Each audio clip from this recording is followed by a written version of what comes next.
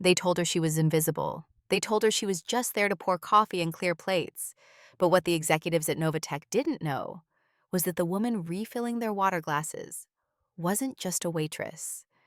She was a ghost from a past they had all forgotten. On a Tuesday that threatened to wipe out $100 million in seconds, Emma Chen didn't just drop a check.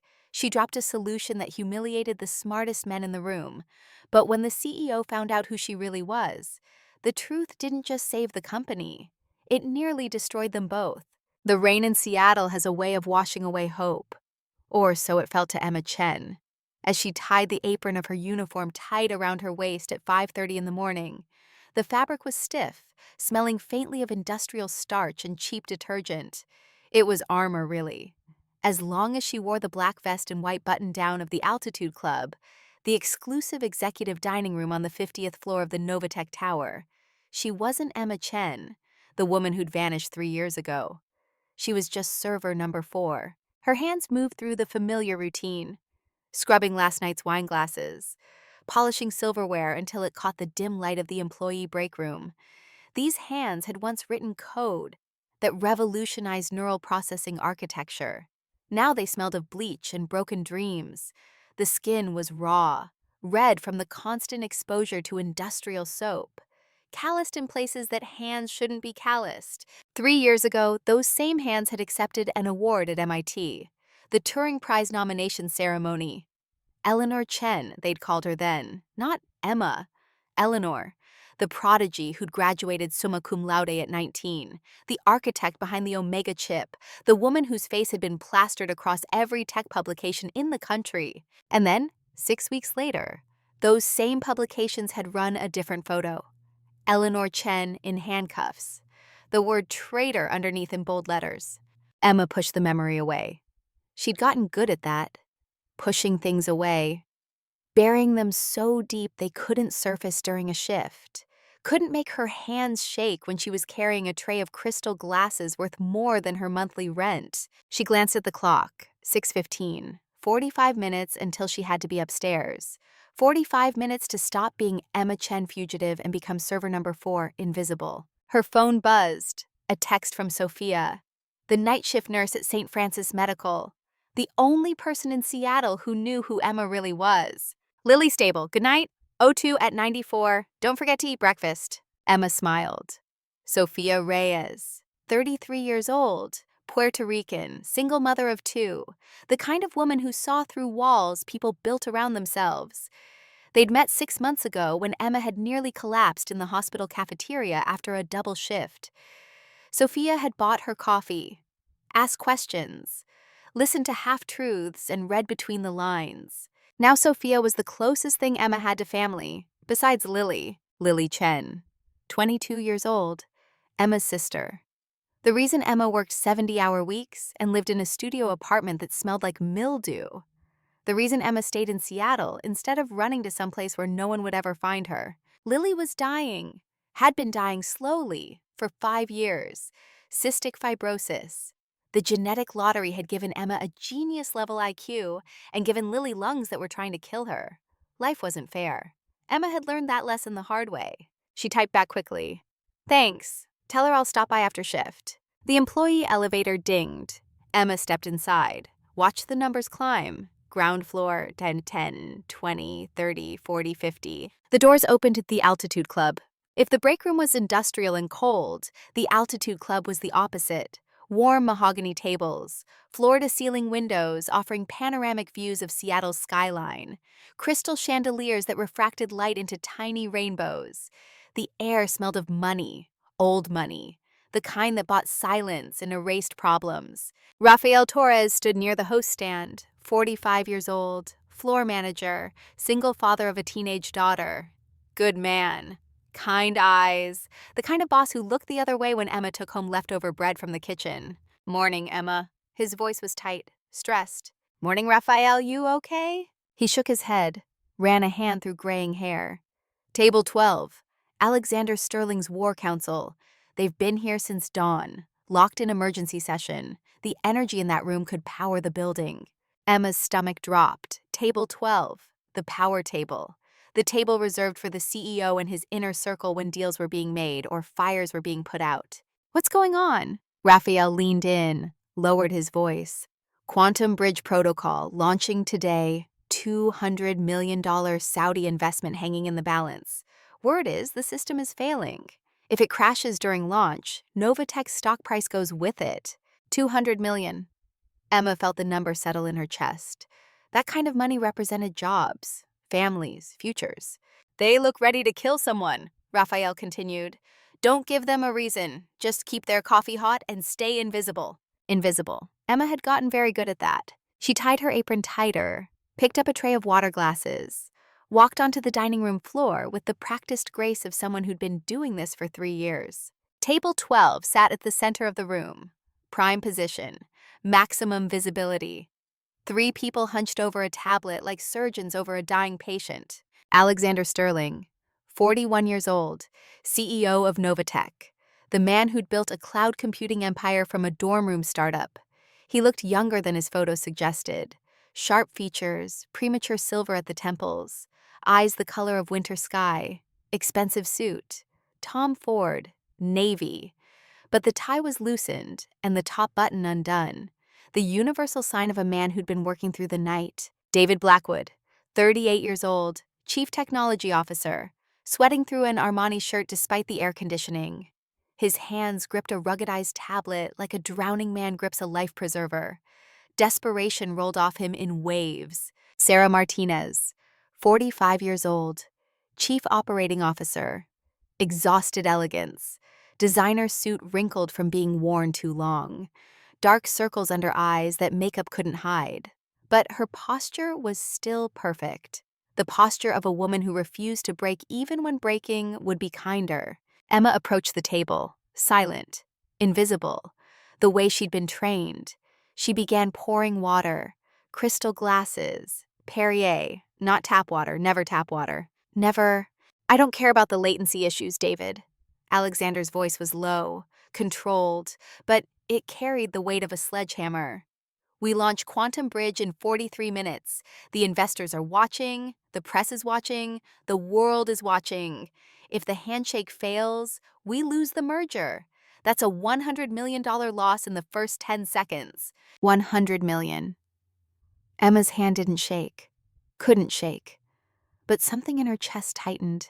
David was tapping furiously on the tablet. His face had gone pale, the color of old newspaper.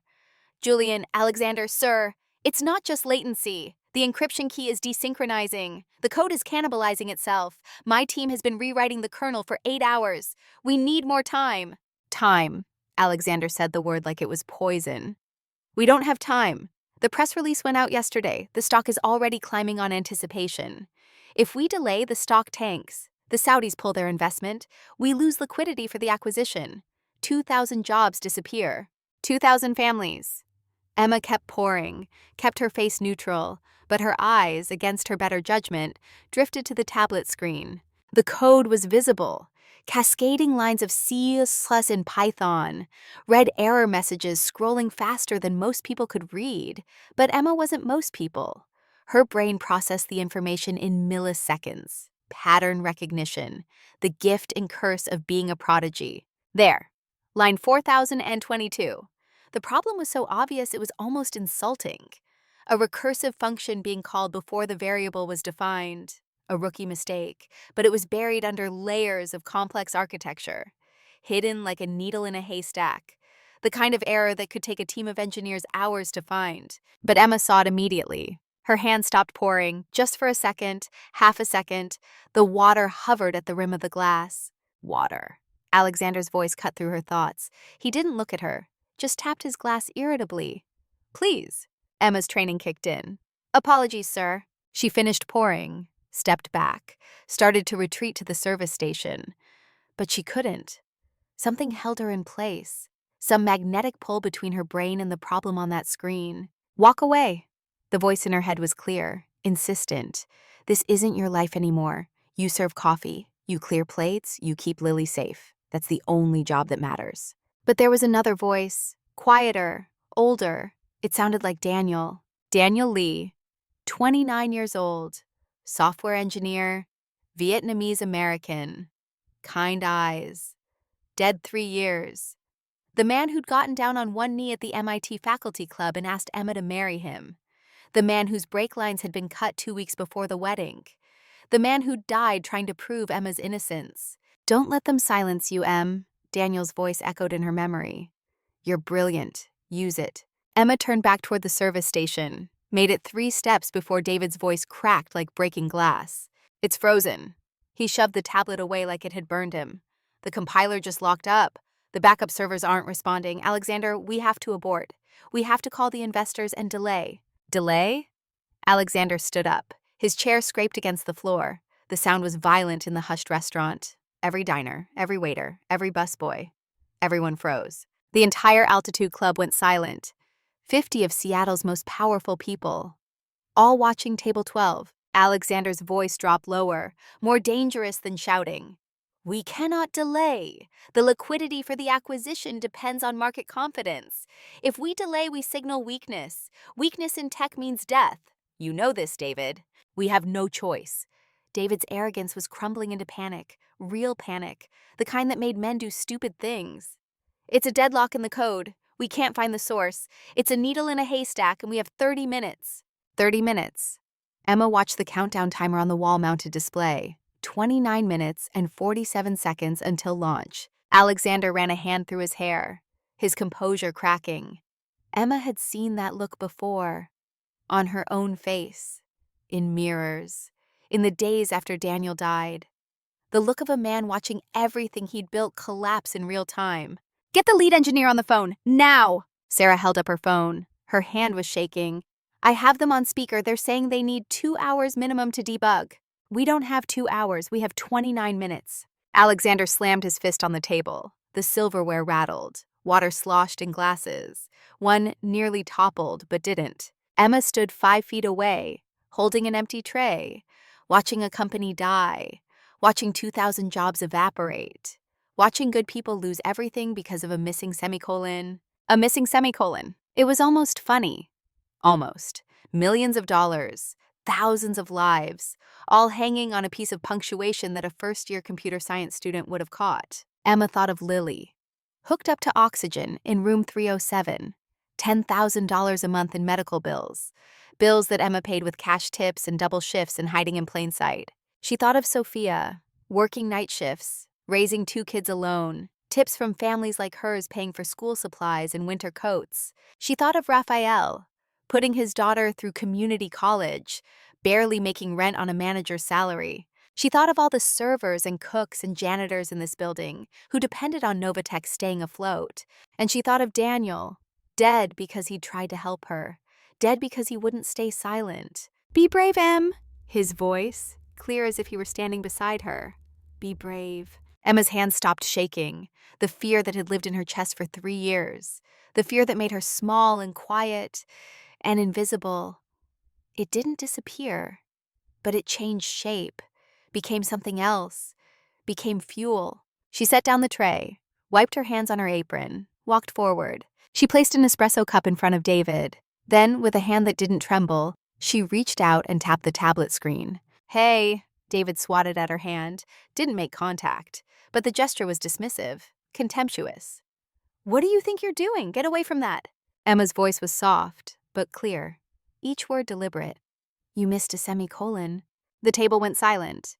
Not the tense silence from before. This was different. This was the silence of disbelief. David stared at her, looked at her like she was speaking a foreign language. Excuse me. Line 4022. Emma's eyes locked onto the screen. Not David, not Alexander, just the code, the beautiful broken code. You're running a recursive loop on the encryption handshake, but you missed a termination condition in the subroutine. It's creating a memory leak. That's why the system is freezing. It's not a server issue. It's a logic loop.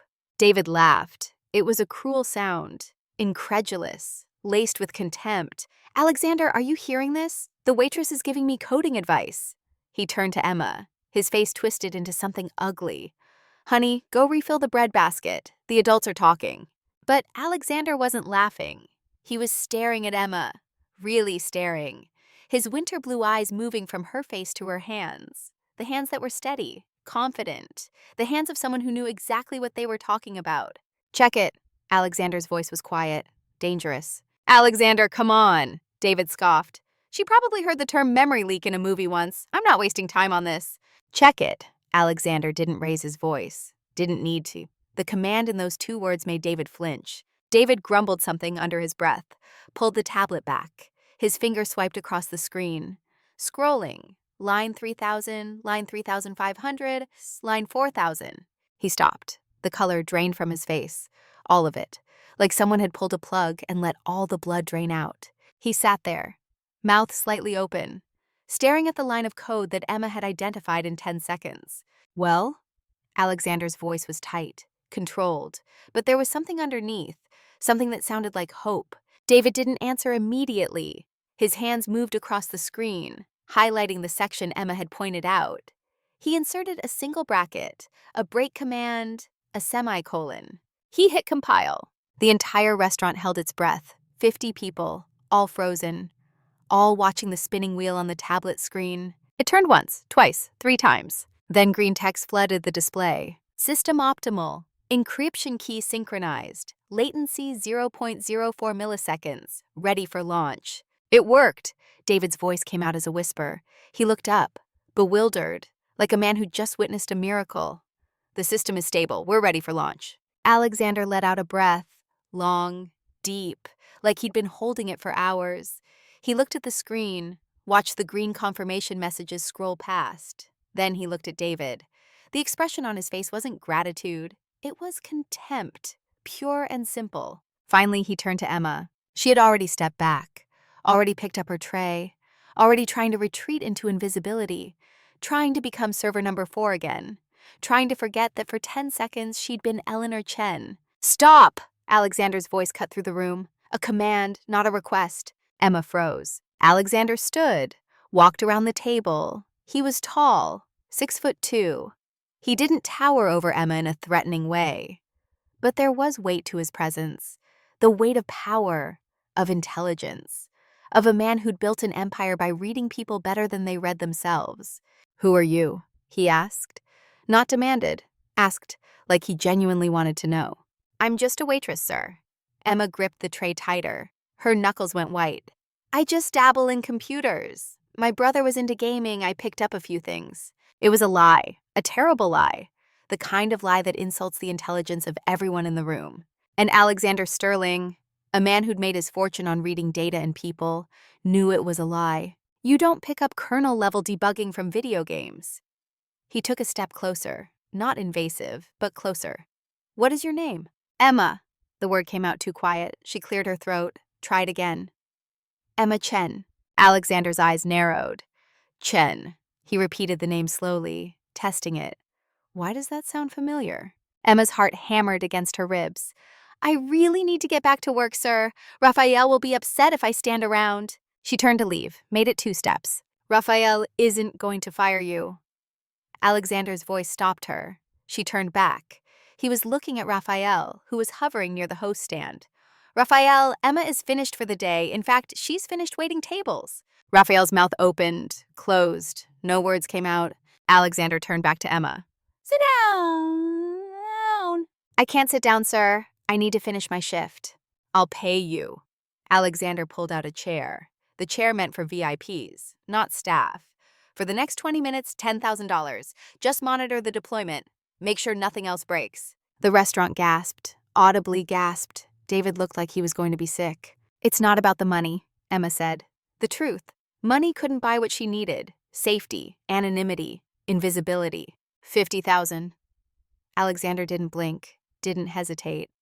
And a job, a real job. Head of Quality Assurance. If this launches successfully, you're hired. Full salary, benefits, the works. Alexander. David stood up. His face was red now, not pale, red with humiliation and rage. You can't be serious. She's a server. She got lucky. Lucky. Alexander's laugh was cold. She fixed in 10 seconds what you couldn't fix in 10 hours. That's not luck. That's competence. He looked back at Emma. His expression softened, just slightly. Please, I need this to work. Too many people are counting on me. There was something in his eyes, something vulnerable, Beneath the billionaire suit and the CEO authority, he was just a man terrified of failing his people. Emma knew that fear, had lived in it for 3 years. She thought of Lily. She thought of Daniel. She thought of the 2,000 people whose jobs hung in the balance. Slowly, she set the tray down on a side table, wiped her hands on her apron, the fabric that had been armor. Now it felt like a costume she was about to shed. She sat down in the leather chair. It was comfortable, too comfortable. The kind of comfort she hadn't allowed herself in years. "Move over," she said it to David, firm, no room for argument. David hesitated. For a moment, Emma thought he might refuse, might cause a scene. But Alexander's eyes were on him, cold, unforgiving. David slid the tablet across the table. His face was burning with humiliation. Emma's fingers touched the screen, and something happened. Something she hadn't felt in 3 years. The world narrowed, focused. The noise of the restaurant faded. The eyes watching her disappeared. It was just her and the code. Her fingers moved across the touchscreen. Fast, fluid, muscle memory taking over. "You have redundant calls in the database structure," she muttered, more to herself than to anyone else. "I'm optimizing the query path. It'll shave another 40 milliseconds off the load time." She wasn't Emma Chen anymore, wasn't server number 4. For the first time in 3 years, she was Eleanor, the prodigy, the architect, the woman who could see patterns in chaos and create order from nothing. Alexander watched her, not the screen. Her.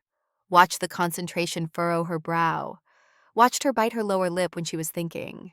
Watched the ghost of a smile when a problem solved itself. He was trying to place her, trying to figure out why those eyes looked familiar, why that scar on her jawline triggered something in his memory. 90 seconds later, Emma leaned back. "Done." The countdown timer on the wall showed 27 minutes until launch. "Tested." Alexander's voice was quiet. David, his hand shaking now, ran the diagnostic. The system responded instantly. Green lights across the board, latency optimized, encryption locked, database queries running at peak efficiency. "It's perfect." Sarah's voice was filled with disbelief. "The system is running better than we designed it to." Alexander kept his eyes on Emma. "What's your background, your real background?" Emma stood, started to back away. "I appreciate the offer, Mr. Sterling, but I can't accept. I'm not qualified." "You just saved my company. I'd say you're qualified." "You don't understand." Emma's voice cracked, just slightly. "If you knew who I was, if you knew what I've done, what I've been accused of, you wouldn't want me anywhere near Novatech." Alexander tilted his head, studying her.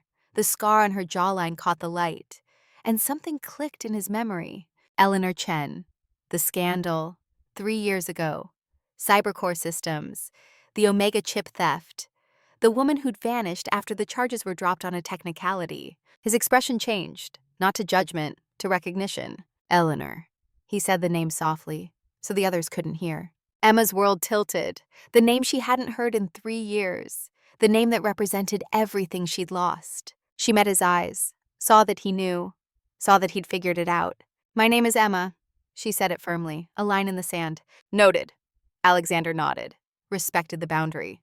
"But Emma, I need you for this launch. After it's done, we'll talk. Off the record, no obligations, just a conversation.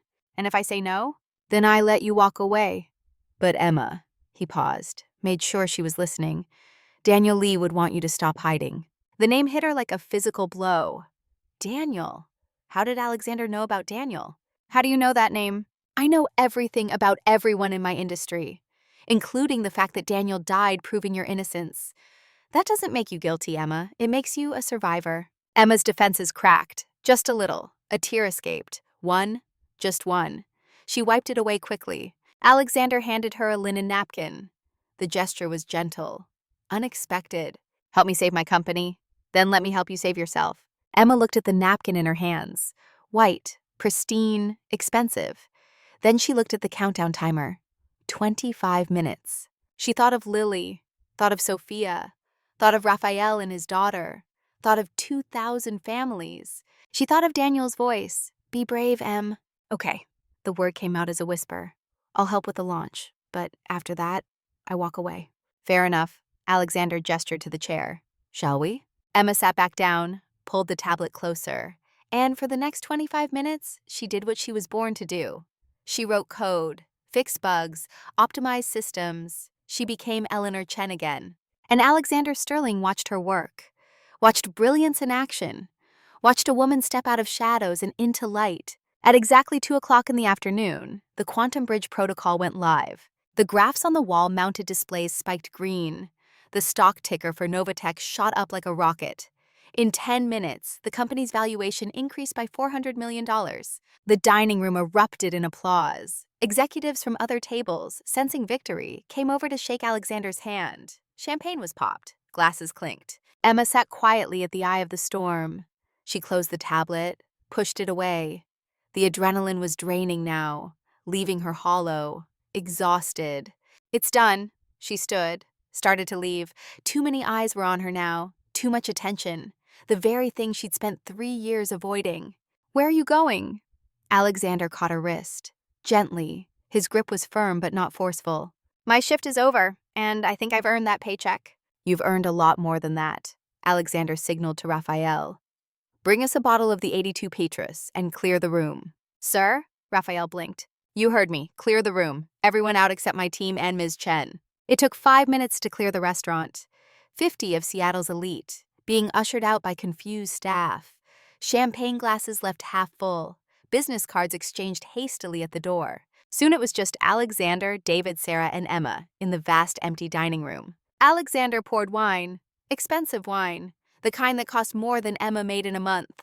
He slid a glass to Emma. "Now." He leaned back in his chair, relaxed, but his eyes were sharp, calculating. "Let's talk about the truth." Emma's stomach dropped. She knew what was coming, had known from the moment he'd said Daniel's name. "You're not Emma Chen, the waitress." Alexander's voice was calm, matter of fact. "You're Eleanor Chen, former lead architect at Cybercore Systems, the woman who allegedly stole the source code for the Omega chip and sold it to foreign governments, the woman who vanished 3 years ago." David choked on his water, literally choked, started coughing. "What? Her? The traitor? Alexander, you can't be serious." Emma's face hardened. The shy waitress was gone, burned away. In her place was someone older, harder. Someone who'd survived 3 years in hell. "I didn't steal anything." Her voice dropped, cold. "I was framed, and the man who framed me is the reason I'm hiding." "Who framed you?" Alexander asked. Not accusatory, curious, like he was gathering data. Emma looked at David, looked at him long and hard, let the silence stretch. "He knows," she said finally. Everyone turned to David. David laughed, nervous, high-pitched. "I have no idea what she's talking about. Alexander, she's a criminal. We need to call security. We need to have her arrested." "If you call security," Emma said calmly, "I will tell them about the backdoor Trojan I found in your quantum bridge code." Silence. Absolute. Suffocating. The kind of silence that presses down on your chest and makes it hard to breathe.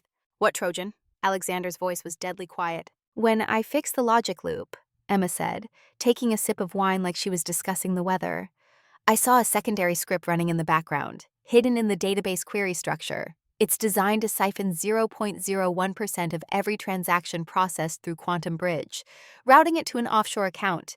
Cayman Islands. It's clumsy code, amateur hour, but it would have worked." She pointed at David. "And the digital signature matches the syntax style of the error I just fixed. Same person wrote both pieces of code." Alexander turned to his CTO. The look on his face could have frozen the sun. "David, explain." Bleh. David stood up. His chair fell backward, clattered on the marble floor. "She's lying. She's a convicted felon. You're going to take the word of a waitress over your oldest friend?" "Convicted is a strong word," Alexander said coldly. "The charges were dropped, insufficient evidence, and right now I'm more interested in the evidence she just found in our system. Sarah, give me the tablet." Sarah handed it over. Her hands were steady, but her eyes were wide, shocked. Alexander navigated to the lines Emma had mentioned. He wasn't a coder on Emma's level, but he knew enough. He'd built this company from the ground up. He could read code. He found the siphon script, found the routing numbers, found the digital fingerprints that led directly to David Blackwood. "You idiot!"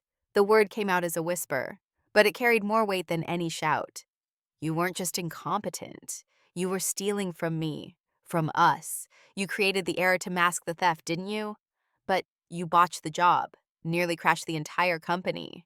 Alexander, listen to me. David was backing toward the door now. Cornered animal. I can explain. There were debts, gambling debts. I had no choice. Get out. Alexander's voice didn't rise. Didn't need to. You're fired, and you better pray I don't call the FBI before you make it to the elevator. If I ever see you in this city again, I will destroy you. Professionally, personally, completely. Do you understand me? David looked at the fury in Alexander's eyes, looked at the calm on Emma's face, saw his future collapse in real time. He sneered at Emma. One last act of defiance. This isn't over. You think you can just come back from the dead? I know where you live. I know about your sister. Emma's wine glass shattered in her hand. She stood up, blood dripping from her palm where a shard had cut into skin. Her voice came out as a hiss, low, dangerous. If you go near my sister, I won't just ruin your career, David. I will write 3 lines of code and erase your entire existence. Bank accounts, social security, property deeds, medical records. I will make you a ghost. David's face went white. He turned and ran. Actually ran. Out of the restaurant. Toward the elevators. Emma stood there, breathing heavily, blood dripping onto the white tablecloth, red on white, like a promise, like a threat. Alexander stood, walked to her, took her bleeding hand gently. He grabbed a clean linen napkin, wrapped it around the wound. His movements were careful, practiced, like he'd done this before. Is it true? He asked softly. About your sister? Emma nodded. The adrenaline was fading, leaving her shaky. Lily, she's sick. She needs specialized care. I couldn't risk going to prison. Couldn't risk leaving her alone. I had to disappear, had to become invisible. Alexander tied the knot on the makeshift bandage. You're not invisible anymore, and you're not alone. He looked her in the eyes. Winter blue, meeting dark brown. Novatech needs a new chief technology officer, and I think I just found her. Emma laughed. The sound was wet, choked, half sob. I can't be CTO, Alexander. I'm a fugitive in the eyes of the industry. My name is Mud. No one will work with me. Then we'll clear your name. I have the best lawyers in the world. We'll prove you were framed. We'll expose David and whoever he's working for. But Emma, I need you. I can't run this company with snakes in the grass. I need someone who sees the truth. Someone who can't be bought. Emma stared at him. For 3 years, she'd been running, hiding, making herself small. But looking at Alexander Sterling, a man who'd just fired his oldest friend to defend her, she felt something shift. Maybe it was time to stop running. Okay. The word came out as a whisper, barely audible, but it was enough. Alexander smiled. Not a big smile, just a small one. Relief and something else. Something that looked like hope. But as the elevator dinged in the distance, signaling the arrival of security to escort David from the building, neither of them knew that David Blackwood hadn't just left. He'd made a phone call, from the stairwell, to the people who'd really killed Daniel Lee. The war had just begun. The clock on the wall showed 2:47. Emma Chen had been invisible for 3 years. Now, in the span of 47 minutes, she'd saved a company worth billions, exposed a thief, and stepped back into a life she thought was gone forever. But the cost of visibility was about to become very clear. Outside the 50th floor windows, Seattle rain continued to fall, washing away some things, but revealing others. And in the reflection of the glass, Emma could see both versions of herself, server number 4 and Eleanor Chen. The question was which one would survive what came next. The wine in the glass was the color of old blood. Emma stared at it, watched the light refract through the liquid. Expensive wine, the kind that cost more than she made in a month of double shifts. The kind that people like Alexander Sterling drank without thinking about the price. But Emma was thinking about everything. The weight of the moment pressed down on her shoulders. David Blackwood was gone, fired, exposed, but not arrested. Not yet. And that meant he was dangerous. Cornered animals always were. Sarah Martinez had excused herself. Something about damage control, calling the board members, ensuring the successful launch didn't get overshadowed by the CTO being terminated. Her heels clicked across the marble floor, fading into the distance, then silence. Just Emma and Alexander, alone in a restaurant designed for 100 people. The chandeliers still glittered overhead. The Seattle skyline still stretched beyond the windows. Rain still fell. But everything had changed. Alexander poured himself more wine. His movements were controlled, precise, the movements of a man who'd spent years mastering himself. But Emma could see the tension in his shoulders, the tightness around his eyes. "You're Eleanor Chen," he said it again. Not a question this time, a statement of fact. Emma nodded. No point in denying it now. "I was. 3 years ago. Now I'm just Emma." "There's no such thing as just Emma. Not after what you did today." Alexander leaned back in his chair, studied her with those winter blue eyes. "Tell me what happened 3 years ago. The real story. Not the version that made the news." Emma's first instinct was to run, to stand up, to walk out, to disappear back into the shadows where she'd been safe. But Daniel's voice echoed in her head again. "Be brave." "I was 26, she began. Her voice was quiet, but steady. "Lead architect at Cybercore Systems. We were developing the Omega chip, neural processing architecture that would revolutionize AI computation. It was beautiful, elegant, years ahead of anything else in the industry." She paused, took a sip of wine. The taste was wasted on her. Everything tasted like ash these days. "Daniel was my fiancé, software engineer, good man, the kind of man who coached Little League on weekends and helped old ladies with their groceries. We were supposed to get married, June 15th. I had the dress. He had the ring. We had reservations at a bed and breakfast in Vermont for the honeymoon." Alexander didn't interrupt, just listened, the way good leaders do.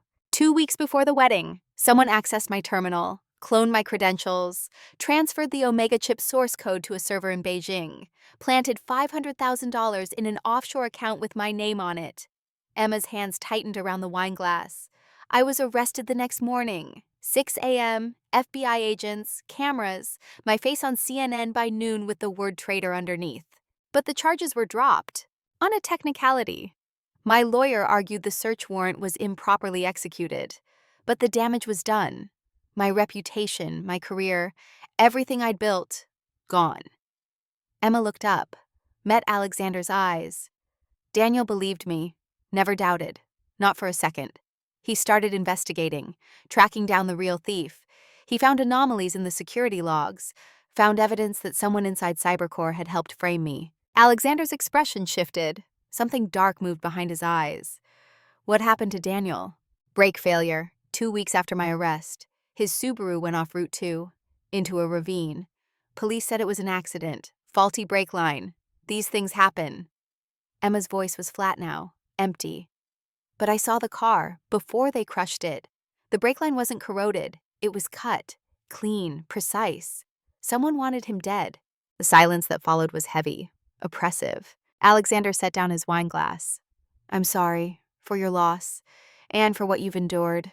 I don't need sympathy. I need to keep Lily safe. That's all that matters." "Lily, your sister." 22. Cystic fibrosis. Without specialized treatment, she has maybe 2 years. With treatment, maybe 10, maybe 15 if we're lucky." Emma's voice cracked, just slightly. "But treatment costs money. Lots of money. And convicted corporate spies don't get hired at tech companies. So I became invisible. Changed my name, worked service jobs, paid Lily's bills with cash, stayed hidden." Alexander was quiet for a long moment.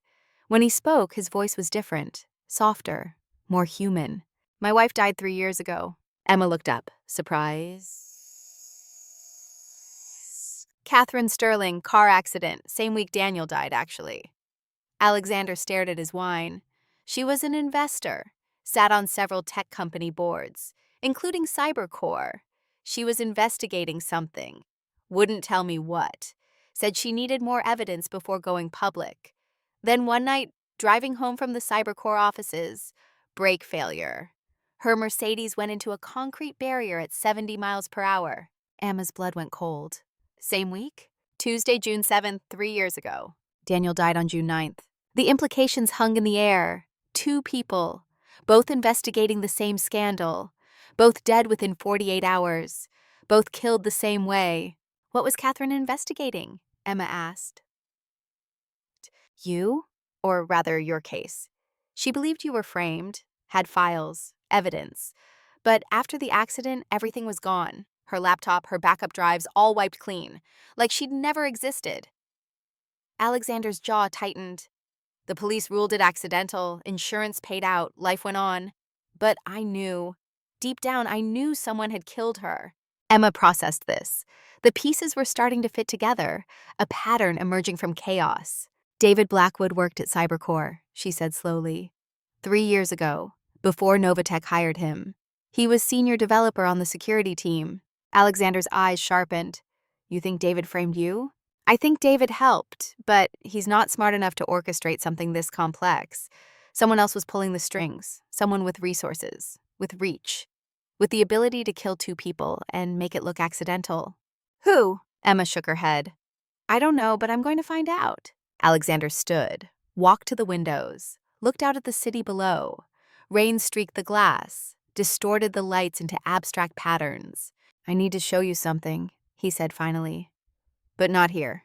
Too many eyes, too many ears. Can you meet me tomorrow morning, early, before the office wakes up? Where? My private office, 7th floor, 6 a.m. Bring coffee. This is going to be a long day. Emma stood. The wine in her glass was still half full. She left it.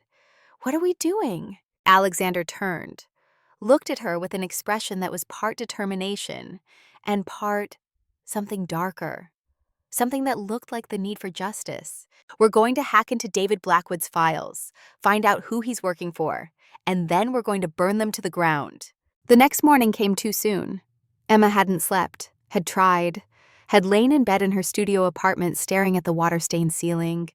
But every time she closed her eyes, she saw Daniel's face, heard his voice, felt the ghost of his hand in hers. At 5 a.m. she gave up, showered, put on clothes that weren't a uniform, jeans, a simple blue sweater, boots.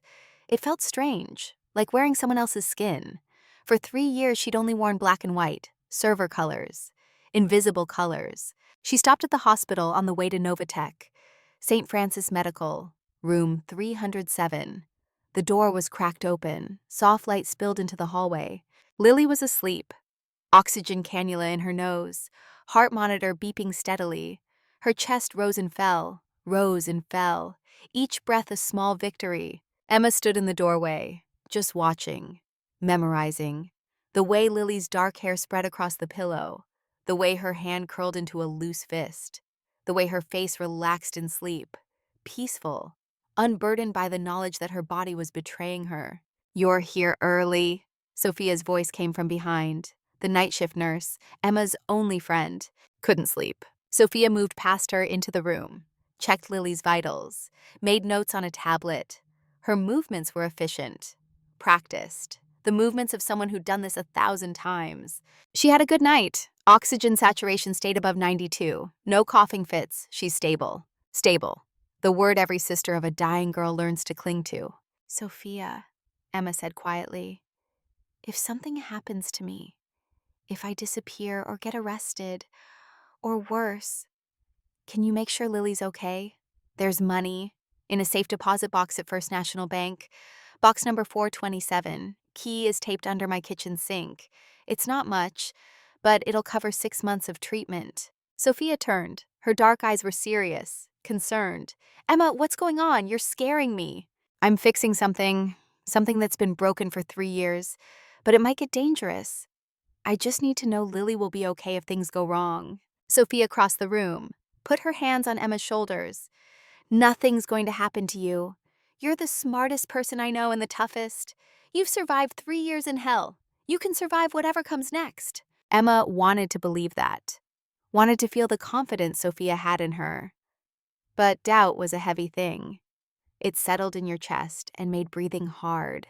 Thank you, Emma whispered, for everything, for being my friend when I had none, for caring about Lily like she's your own. Sophia pulled her into a hug. Brief, warm, the kind of hug that says, I see you and you matter. Go do what you need to do. I've got Lily. And Emma, be careful. The Novatech building at 6 a.m. was a different world. Empty, quiet. The lobby echoed with Emma's footsteps. Security waved her through. Alexander had added her to the approved visitor list. Temporary access, but access nonetheless. The elevator climbed. 7 floors. The doors opened to reveal a space that looked nothing like the executive floor. This was private, personal, warm wood, soft lighting, photographs on the walls. Not corporate headshots, real photos. A young Alexander with an older couple. Parents, probably. A wedding photo. Alexander and a beautiful woman with dark hair and kind eyes. Catherine. Emma stopped in front of that photo, studied it.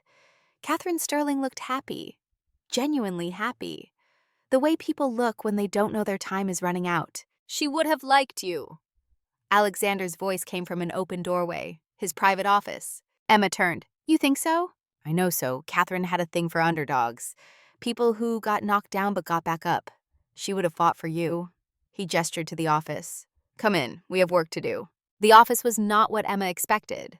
No massive desk, no floor-to-ceiling windows, just a comfortable space. Bookshelves, a leather couch, a coffee table with 2 laptops already set up. Alexander handed her a cup of coffee. Black, hachija, 2 sugars, that's how you take it, right? Emma was surprised he'd noticed. Right.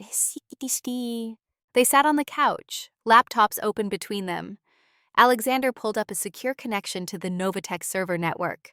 David's terminal is locked, biometric encryption, but I'm betting you can get past it. Emma looked at the login screen, thought about the months she'd spent watching David, observing, learning his patterns. She pulled a small USB drive from her pocket, battered, well used, her emergency toolkit. I can get in, but it's going to take time, and there's a risk. If David set up any alerts, he'll know we're accessing his files. Then we'd better work fast. Alexander's expression was grim, determined. What do you need from me? Coffee, silence, and if anyone walks in, pretend I'm here for a job interview. Done. Emma plugged in the USB drive. Her fingers moved across the keyboard. Not typing, not really. More like playing an instrument. Each keystroke deliberate, purposeful. She bypassed the GUI, opened a command prompt, started running scripts she'd written years ago. Back when she was Eleanor, back when breaking into secure systems was part of her job. The first layer of security fell away, then the second. The third layer was trickier. David had used a passphrase system, variable length, encrypted with a rotating key. But Emma had watched him, had seen his fingers on keyboards through the service window, had noted patterns. He was arrogant. Arrogant people used meaningful passwords. Birthday, pet names, old addresses. She tried combinations, failed, tried again. The lockout counter was ticking. 3 attempts left before the system froze her out. Come on, she muttered. What would David Blackwood use? What's important to him? Money? David cared about money, about status, about being seen as powerful. She typed, King Midas, the Greek myth, the man who turned everything to gold, very David. Access denied, 2 attempts left. She thought harder. David was born in 1982. She'd seen his employee file once, when she was refilling water at a meeting. His birthday had been on a cake someone brought. King Midas, 1982. Access denied, 1 attempt left. Emma's heart was pounding now. 1 more failure and they were locked out, permanently. Think. David was predictable. Creatures of habit always are. He used the same pen parked in the same spot, ordered the same lunch. He would use a password he could remember without thinking. And then it hit her. David never capitalized anything when he typed fast. She'd noticed. He'd type emails in all lowercase. Texts, too. It was a quirk, a small thing. She typed, King Midas 1982, all lowercase. The screen blinked, loading, loading. Access granted. Emma let out a breath she didn't know she'd been holding. I'm in. Alexander moved closer, looked over her shoulder. What are we looking at? Everything. Emma's fingers flew across the keys, opening folders, scanning files, emails, financial records, code repositories. David didn't delete anything, probably thought he was untouchable. She found the first smoking gun in under 5 minutes, a folder labeled Project Obsidian. Inside were financial statements, bank transfers, offshore accounts. He's been taking money for 5 years, Emma said. Her voice was tight, controlled, but underneath was anger. Cold and sharp. Small amounts at first, 50,000 here, 100,000 there, but it adds up. Over $5 million funneled into accounts in the Cayman Islands. $5 million. Alexander's jaw clenched. Who's paying him? Emma dug deeper. Found email threads. Most were encrypted. But David had been sloppy, lazy. He'd saved decryption keys in plain text files. Amateur hour. She decrypted the emails, started reading, and what she found made her blood run cold. Obsidian Holdings, she said. That's the shell company paying David. But Obsidian is owned by another company, Ironclad Capital. Ironclad? Alexander went pale. Victor Kane's company? Who's Victor Kane?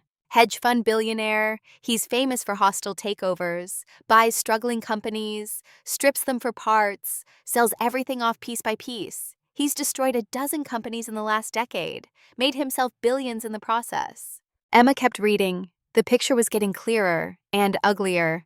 David wasn't just embezzling, he was sabotaging, deliberately introducing bugs, causing system failures, driving down Novatech's stock price. She looked at Alexander. Kane was setting up a hostile takeover, lower the stock price enough, buy controlling interest cheap, then gut the company. Alexander stood, walked away. His fists were clenched. When he turned back, his face was a mask of controlled fury. That son of a bitch, he's been doing this for years, right under my nose. Yes, but there's more. Emma clicked on another file. This one was harder to find, buried deep, hidden behind layers of misdirection. David has a folder labeled Cleanup Operations. It's password protected. Different password than his main account. Can you crack it? Emma thought about it. David would use something different for his darkest secrets. Something personal. Something meaningful. She tried variations. Failed. Tried again. The lockout timer was faster on this one. 5 attempts total. She'd already used 2. What would David use to protect his worst crimes? She thought aloud. What matters to him? Himself, Alexander said. David only cares about David. Emma tried. David Blackwood, access denied. She tried. Blackwood 1982, access denied. 1 attempt left. She closed her eyes, thought back to the restaurant, to David's face when he was panicking, when he'd threatened Lily. What had he said? I know where you live. He'd said it with certainty, with confidence, like knowing things about people was his power. She typed, knowledge is power. The folder opened. Inside were photos, police reports, surveillance logs, and email threads that made Emma's hands shake. Photos of a car, Daniel's Subaru, wrecked, crushed. But in one photo taken before the accident, there was a close-up of the brake line, clean cut, not corroded, not failed, cut. An email from David to Victor Kane, dated 3 years ago, June 8th. Lee won't stop digging into Chen's firewall logs. He's getting close, recommending immediate action. Victor's response, same day. Authorized, make it look accidental. Big accidental, stage on Route 2, remote area, minimal witnesses. Another email, June 9th, from David. Job completed, Daniel Lee neutralized, vehicle went off cliff as planned, police ruling it accidental. Chen will be too devastated to continue investigation. We're clear. Emma couldn't breathe. The room tilted, spun. She was reading proof. Proof that Daniel hadn't died in an accident, that he'd been murdered, that David Blackwood had arranged it, that Victor Kane had ordered it. Emma? Alexander's voice seemed to come from far away. Emma, what's wrong? She couldn't speak, could only point at the screen. Alexander read the emails. His face went from confused to horrified to enraged in seconds. Jesus Christ, they killed him. They actually killed Daniel. Emma stood, walked away. Her legs felt unsteady, like they might give out. She made it to the window, pressed her forehead against the cool glass. For 3 years, she'd suspected, had known, deep in her bones, that Daniel's death wasn't an accident. But knowing and having proof were different things. Proof made it real, made it impossible to deny, made the grief fresh and raw and new. Emma. Alexander was beside her, his hand on her shoulder, gentle. I'm so sorry. God, I'm so sorry. They killed him. Her voice was hollow, empty. Because he was trying to help me. Because he wouldn't stop digging. They killed him and made me watch them get away with it. They won't get away with it, not anymore. We have proof now. Emma turned, looked at Alexander, saw the determination in his eyes, the righteousness, and something else, something that looked like shared grief. Catherine, Emma said, check the folder, see if there's anything about Catherine. Alexander moved to the laptop, scrolled through files, found what he was looking for. An email dated June 6th, 3 years ago, from David to Victor. Catherine Sterling getting too close. She has copies of Chen's original security logs, real ones, not the doctored versions recommending immediate action. Victor's response, authorized, same protocol, make it look accidental. Alexander read it twice, 3 times, like he couldn't believe what he was seeing. They killed her. His voice was barely a whisper. They killed my wife. He sat down, hard, like his legs had given out, put his head in his hands. And for a moment, he wasn't the CEO of a billion-dollar company. He was just a man, a widower, a husband who'd lost the woman he loved. Emma sat beside him, didn't speak, didn't try to comfort with empty platitudes, just sat. Sometimes presence was enough. After a long moment, Alexander lifted his head. His eyes were wet but clear. We're going to destroy them. David, Victor Kane, everyone involved. We're going to expose them, prosecute them, make sure they spend the rest of their lives in prison. How? Emma asked. David's gone. He knows we're onto him. He'll destroy evidence. Run. We need to move fast. Then we move fast. Alexander stood, pulled out his phone, dialed a number. Margaret, it's Alexander. I need you at my office, now, 7 a.m. I don't care if you have plans. Cancel them. This is important. He hung up, looked at Emma. Margaret Sullivan, former Microsoft executive, my mentor. Catherine's mentor, too. She's been investigating Victor Kane for years. Couldn't prove anything. But with what we just found, she will. Emma thought about the folder, about the emails, about the proof of murder sitting on David's terminal. We need to copy everything, all of it, before David realizes we've accessed his files. Already on it. Alexander pulled out a high-capacity external drive. Top of the line, military-grade encryption. Copy everything, every file, every email, every line of code. We're building a case that even Victor Kane's lawyers can't beat. Emma plugged in the drive, started the transfer, terabytes of data. It would take 30 minutes, maybe more. While they waited, Alexander made coffee. Real coffee, not the break room swill. He ground beans, measured water. The ritual was calming, gave his hands something to do while his mind processed the magnitude of what they'd discovered. Why do you think David kept all this? Emma asked. Why not delete it? Destroy the evidence? Insurance. Alexander poured coffee into mugs, handed one to Emma. Men like David always keep insurance, proof of what they've done, who they've done it for. If Victor ever turned on him, David could take him down too. Mutually assured destruction. But it also means he can take us down. If he knows we have this, he'll come after us. Let him come. Alexander's voice was cold, hard. I'm done being afraid. Done letting men like Kane operate in shadows. Time to drag them into the light. The file transfer completed at 7:15. Emma unplugged the drive, handed it to Alexander. Guard this with your life. Make copies. Store them in different locations. Safe deposit boxes. With lawyers. With people you trust. If anything happens to us, this needs to survive. Alexander took the drive, held it like it was the most precious thing in the world. In a way, it was. It was justice. Proof. Truth. There was a knock on the door. Margaret Sullivan entered without waiting for permission.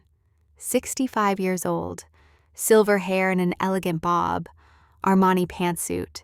Green eyes that miss nothing. This better be good, Alexander. I was supposed to have breakfast with the mayor. Alexander held up the external drive. We have proof that Victor Kane has been orchestrating hostile takeovers through planted employees, that David Blackwood was his inside man at Novatech, and that both of them are responsible for at least 2 murders, maybe more. Margaret's eyes widened. You're serious? Completely. Alexander gestured to Emma.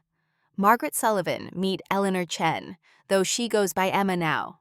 Emma, Margaret is the best corporate investigator in the country, and she's been trying to take down Victor Kane for a decade. Margaret studied Emma, really studied her, the way someone does when they're cataloging details, filing them away for later. Eleanor Chen, the cybercore scandal. I thought you'd left the country. I stayed, went underground, but I'm done hiding. Margaret smiled. It was a small smile, but genuine. Good. We need warriors, not ghosts. Alexander, show me what you found. They spent the next 2 hours going through the files. Margaret took notes, asked questions, made phone calls. By 9 a.m., she had a plan. We go to the FBI. Today, I have contacts. Good people, agents who can't be bought. We give them everything, let them build the case. But we need to move fast. If David realizes what we have, he'll run. or worse? Worse? Emma asked. Margaret looked at her. Her expression was grave. Men like Victor Kane don't go down quietly. They eliminate threats, witnesses, evidence, anyone who can hurt them. If Kane knows you're alive, if he knows you have proof, he'll come after you. After everyone you love. Emma's blood went cold. Lily? Your sister. Yes. Margaret's voice was gentle but firm. She's vulnerable. Kane will use her as leverage. We need to protect her. Now. Alexander was already on his phone. I'm calling private security. 24-hour protection for Lily. Armed guards. No one gets near her without clearance. Emma felt the weight of it, the danger, the stakes. For 3 years, she'd kept Lily safe by being invisible, by not making waves. But now she'd stepped into the light, and the light cast shadows. Shadows where monsters lived. What about Emma? Margaret asked. She's a target too. She stays with me. Alexander said it without hesitation. My building has security, doormen, cameras, monitored elevator access. She'll be safe there. Emma started to protest, started to say she didn't need protection. But Margaret cut her off.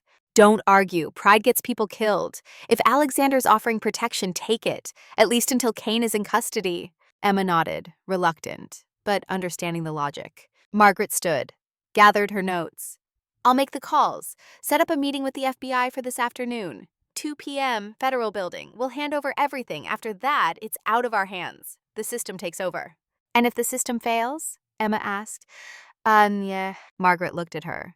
Then we make sure it doesn't. By any means necessary. After Margaret left, Emma and Alexander sat in silence, processing, planning. The morning sun streamed through the windows. Outside, Seattle was waking up. People going to work, living normal lives. Unaware that in a 7th-floor office, 2 people were about to start a war. Are you scared? Alexander asked quietly. Emma thought about it. Was she scared? Yes, terrified. But also something else, something she hadn't felt in 3 years. I'm angry, she said. They killed Daniel. They killed Catherine. They destroyed lives, ruined careers, and they did it for money, for power, for a game. She looked at Alexander. I'm not just scared. I'm furious. And I'm ready to fight. Alexander nodded. Good, because this is going to get ugly before it gets better. Kane has resources, lawyers, politicians in his pocket. He's not going down easy. Neither am I. Emma stood. I've been dead for 3 years, running, hiding, surviving. But surviving isn't living. It's time to take my life back, whatever the cost. Alexander stood beside her, held out his hand. Then let's take them down, together. Emma shook his hand, felt the strength in his grip, the resolve, and for the first time in 3 years, she didn't feel alone. Outside the window, rain clouds were gathering. A storm was coming. But Emma Chen was done running from storms. It was time to walk into the thunder and make it count. The war had begun, and she intended to win. The Federal Building in downtown Seattle was the kind of place designed to intimidate. Gray concrete, metal detectors, armed guards with expressions that suggested they'd seen everything and been impressed by nothing.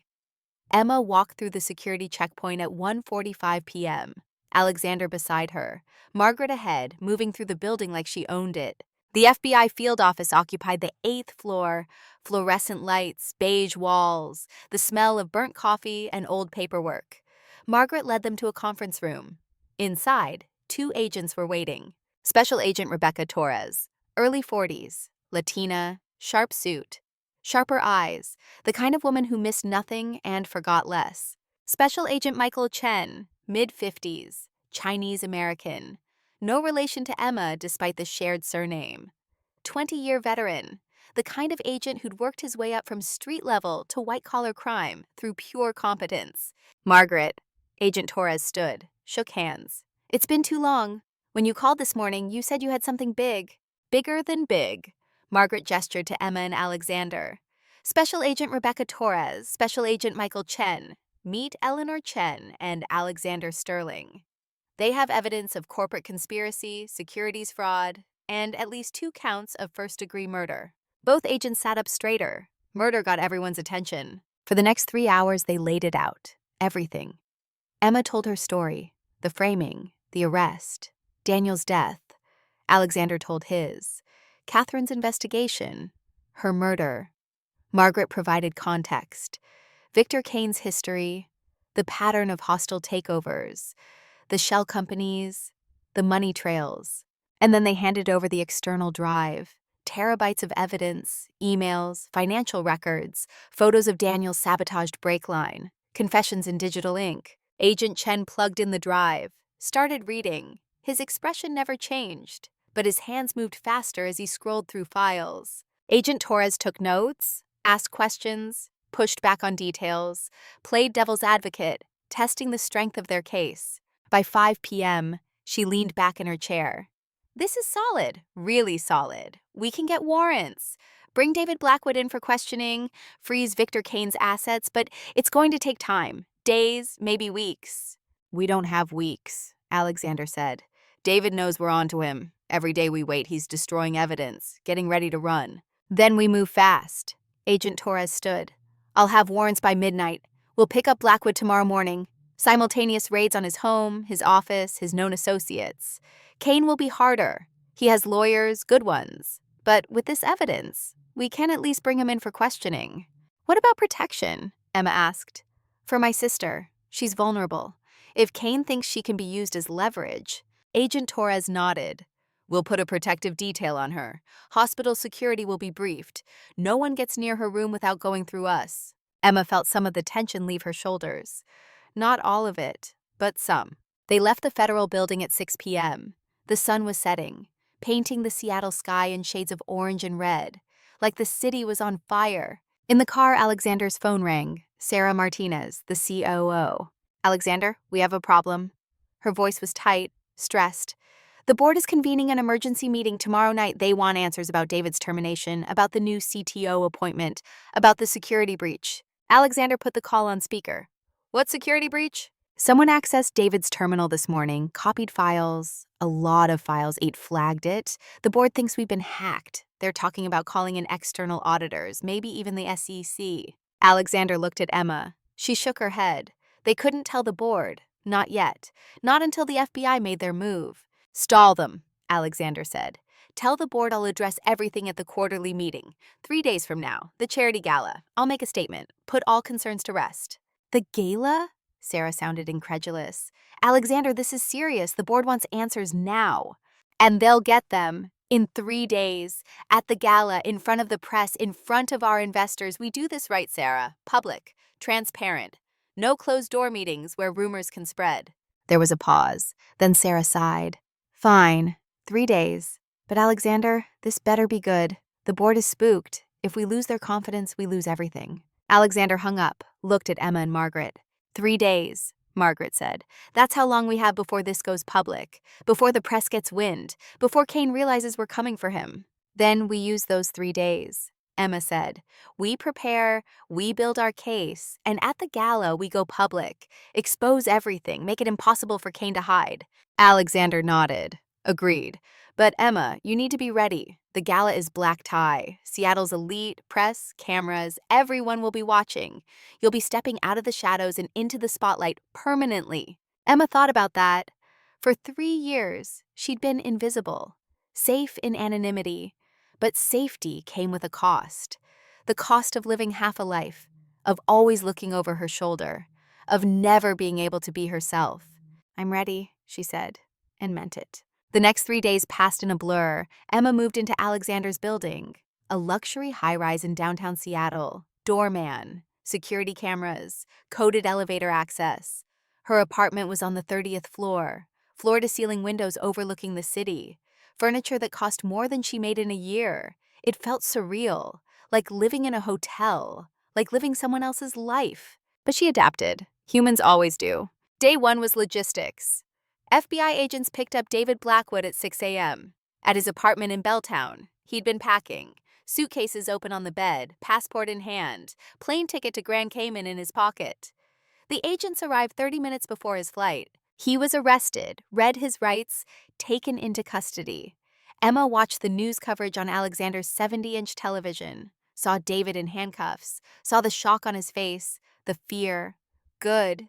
Victor Kane was harder. His lawyers showed up before the FBI could even serve the warrant. By noon, Kane was in a federal building conference room. Lawyers on both sides, Agent Torres conducting the interview. But Kane said nothing, invoked his Fifth Amendment rights on every question. The lawyers stonewalled. By evening, Kane was released. No charges filed. Yet. But his assets were frozen, his accounts locked. Margaret had seen to that. Civil asset forfeiture. The government's way of seizing suspected criminal proceeds without actually proving a crime. It was aggressive, borderline unconstitutional, but effective. Day 2 was preparation. Margaret hired a crisis management firm, prepared talking points, coordinated with the FBI on what could be said publicly and what had to remain confidential. Alexander met with board members, one by one, privately, building support, ensuring that when the truth came out, he had allies. Emma spent day 2 with lawyers, Alexander's lawyers. They briefed her on the legal process, what to expect if she had to testify, how to handle cross-examination, how to stay calm when defense attorneys tried to rattle her. It was exhausting, mental combat training. In the evening, Sophia visited, brought takeout, Thai food, pad see ew, and spring rolls. They ate on the balcony, 30 floors up. The city spread below them like a carpet of lights. "Lily's good," Sophia said. "The FBI agents are nice, professional. She thinks it's exciting, having bodyguards. I didn't tell her why they're really there." "Thank you," Emma said, "for keeping her calm, for being there." Sophia reached over, squeezed Emma's hand. "You're doing the right thing, fighting back. Daniel would be proud." Emma's throat tightened. "I hope so." They sat in comfortable silence, watching the city, watching planes take off from SeaTac in the distance, watching life continue, normal and mundane and beautiful. Day 3 was the hardest, the day of the gala, the day Emma would stop being invisible forever. Margaret arrived at 10 a.m. with a stylist, a makeup artist, and a shopping bag from Nordstrom that probably cost more than Emma's car. If Emma still had a car, which she didn't. She'd sold it 2 years ago to pay for Lily's medications. "We need to get you ready," Margaret said. Not unkindly, but firmly. The voice of a woman who'd navigated 1,000 high-stakes situations and knew exactly what was required. The stylist's name was André, 50-something, French, impeccably dressed. He circled Emma like a sculptor examining marble. "Good bones," he said. "Strong features. But we need to soften. Feminize without weakening. She needs to look powerful, but approachable, confident, but not arrogant." Emma felt like a project, but she understood the necessity. Image mattered, especially when you were about to accuse a billionaire of murder in front of Seattle's elite. André pulled out dresses. Not one dress, 7 dresses, each more expensive than the last. Emma tried them on, modeled them, let André and Margaret critique. And the first dress was red, slinky, too sexy. Made Emma look like she was trying too hard. The second was black, conservative, too funeral. Made Emma look like she was mourning instead of fighting. The third was emerald green, beautiful, but wrong. The color clashed with Emma's skin tone. The fourth was champagne-colored, elegant, but too pale, washed Emma out under the lights. The fifth was navy, better, but still not right. The sixth was silver, metallic, interesting, but too flashy, too much. The seventh dress was midnight blue, velvet, empire waist, long sleeves, modest neckline but cut to flatter. Emma put it on, looked in the mirror, and for the first time in 3 years, she recognized herself. Not Emma the waitress, not Eleanor the fugitive, but someone new. Someone who'd survived hell and come out stronger. "That's the one," Margaret said softly. Her eyes were bright, almost teary. "Emma, you look magnificent." André nodded. "Perfection. We'll pair it with simple jewelry, nothing flashy. Let the dress and the woman speak for themselves." The makeup artist worked for an hour. Foundation, concealer, subtle contouring. Emma's scar was still visible. The artist offered to cover it completely. But Emma said no. The scar was part of her story, part of who she'd become. Hiding it felt like lying. Hair was pulled back. Not severe, but elegant. A low chignon at the nape of her neck. A few loose tendrils framing her face. Classic. timeless, the kind of hairstyle that photographed well. By 3 p.m., Emma was ready. She stood in front of the full-length mirror in Alexander's guest bedroom. The woman looking back was a stranger, and also not. Familiar and foreign at the same time. "You can do this," Emma told her reflection. "You've survived worse. You've faced worse. This is just a party. Just people. Just one more fight." But it wasn't just a party, and they both knew it. Margaret knocked, entered.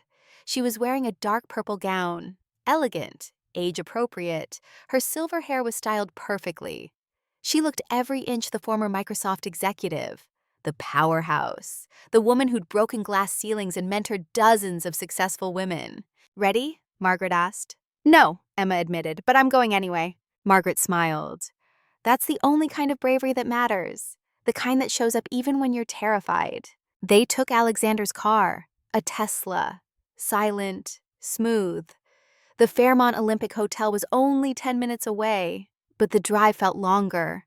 Emma's heart hammered against her ribs. Her hands were cold despite the car's heat. She kept reminding herself to breathe. In, out, in, out. The hotel appeared, a grand old building, built in the 1920s, all marble and gold leaf and old-world elegance. Red carpet stretched from the curb to the entrance. Photographers lined both sides. This was the event, the Novatech Annual Charity Gala. 500 guests, $50 million raised for STEM education programs, the who's who of Seattle's tech industry. Alexander's car pulled up. The valet opened the door. Alexander stepped out first, then turned, offered his hand. Emma took it, stepped out into camera flashes, and shouted questions. "Mr. Sterling, is it true you fired your CTO? Mr. Sterling, who's your date? Mr. Sterling, comment on the rumors of a security breach?" Alexander ignored them all, kept his hand on Emma's lower back, guided her through the chaos, into the hotel. The lobby was even more impressive than the exterior. Crystal chandeliers, marble floors, a grand staircase that curved upward like something from a fairy tale. At the base of the stairs, Alexander paused. "This is it. Once we go up those stairs, there's no going back. Are you sure?" Emma looked at the staircase, looked at the ballroom entrance at the top, heard the music, the laughter, the sounds of people who'd never had to hide, never had to run, never had to choose between survival and truth. "I'm sure," Emma said. They climbed. Each step felt significant, like crossing a threshold. The Emma Chen who reached the top wouldn't be the same as the one who started at the bottom. That Emma was gone, left behind, shed like old skin. The ballroom was breathtaking, a space designed to impress, to overwhelm, floor-to-ceiling windows overlooking the city, tables draped in white linen, centerpieces of white roses and orchids, a string quartet playing Vivaldi, men in tuxedos, women in gowns, diamonds and champagne and the scent of expensive perfume. And everyone stopped, turned, looked at Emma and Alexander. The whispers started immediately, a wave rolling through the crowd. "Is that Eleanor Chen?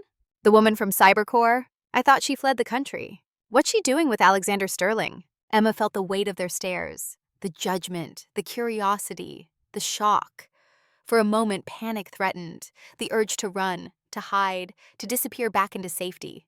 But then she remembered Daniel's face, Sophia's encouragement, Lily's bravery, and her own reflection in the mirror. The woman who'd survived. She lifted her chin, met the stares, and walked into the ballroom like she owned it. Alexander led her to their table, Table 1, the power table. Margaret was already there, along with Sarah Martinez and a few board members. People who knew the truth, who supported what was about to happen. "You're causing quite a stir," Sarah said, not disapprovingly, almost admiringly. "Half the room is trying to figure out who you are. The other half is Googling your name." "Let them look," Emma said. "Let them wonder. In an hour, they'll know everything." Alexander poured champagne, handed Emma a glass. To truth and justice, and the end of running. They clinked glasses. Emma sipped. The champagne was excellent, probably $500 a bottle. It tasted like victory. The evening progressed. Dinner was served. Salad, salmon, asparagus, chocolate torte for dessert. Emma barely tasted any of it. She was too focused on the room, on the exits, on the people watching her. Old habits. survival instincts that didn't shut off just because she'd put on a nice dress. Between courses, people approached the table, wanting to talk to Alexander, to congratulate him on the successful Quantum Bridge launch, to ask about David's firing. Alexander deflected, smiled, made small talk, but revealed nothing. At 8 p.m., Alexander stood, tapped his champagne glass with a fork. The sound cut through conversation. The ballroom quieted. Everyone turned to face the head table. "Ladies and gentlemen," Alexander began. His voice was strong, clear, the voice of a man comfortable with command. "Thank you for being here tonight, for supporting STEM education, for believing in the next generation of innovators." Applause, polite, expected. "Tonight, I want to introduce someone, a woman who embodies everything we hope to teach young people: brilliance, courage, resilience in the face of injustice." The applause faded.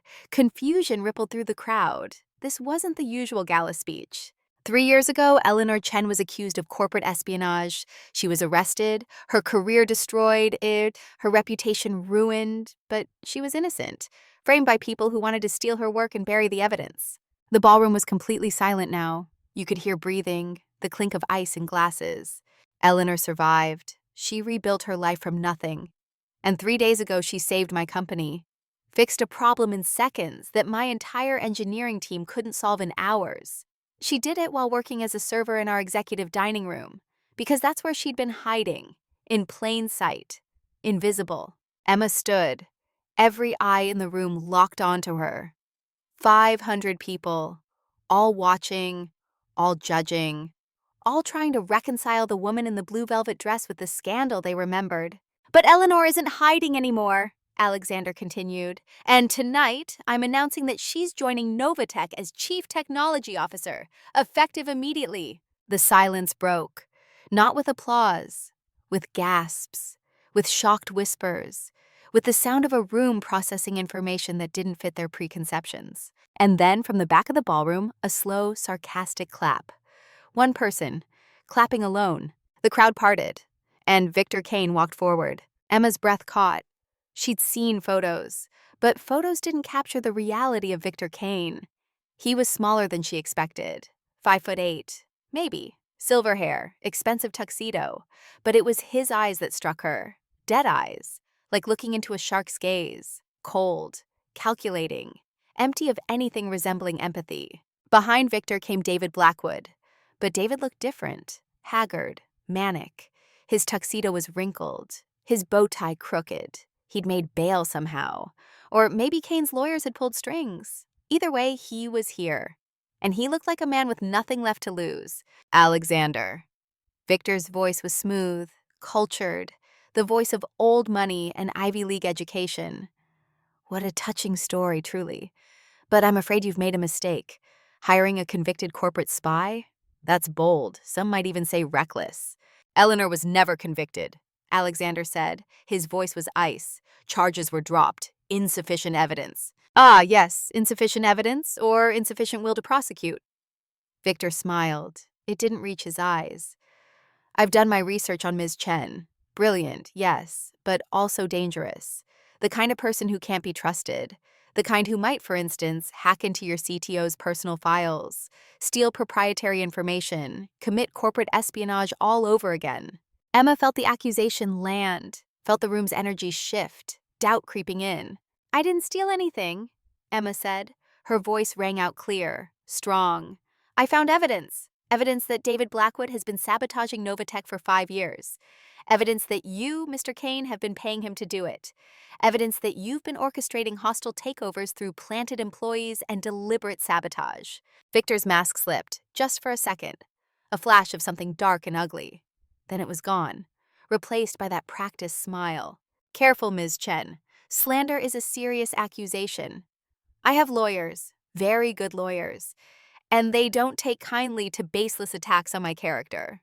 "It's not baseless if it's true," Alexander said.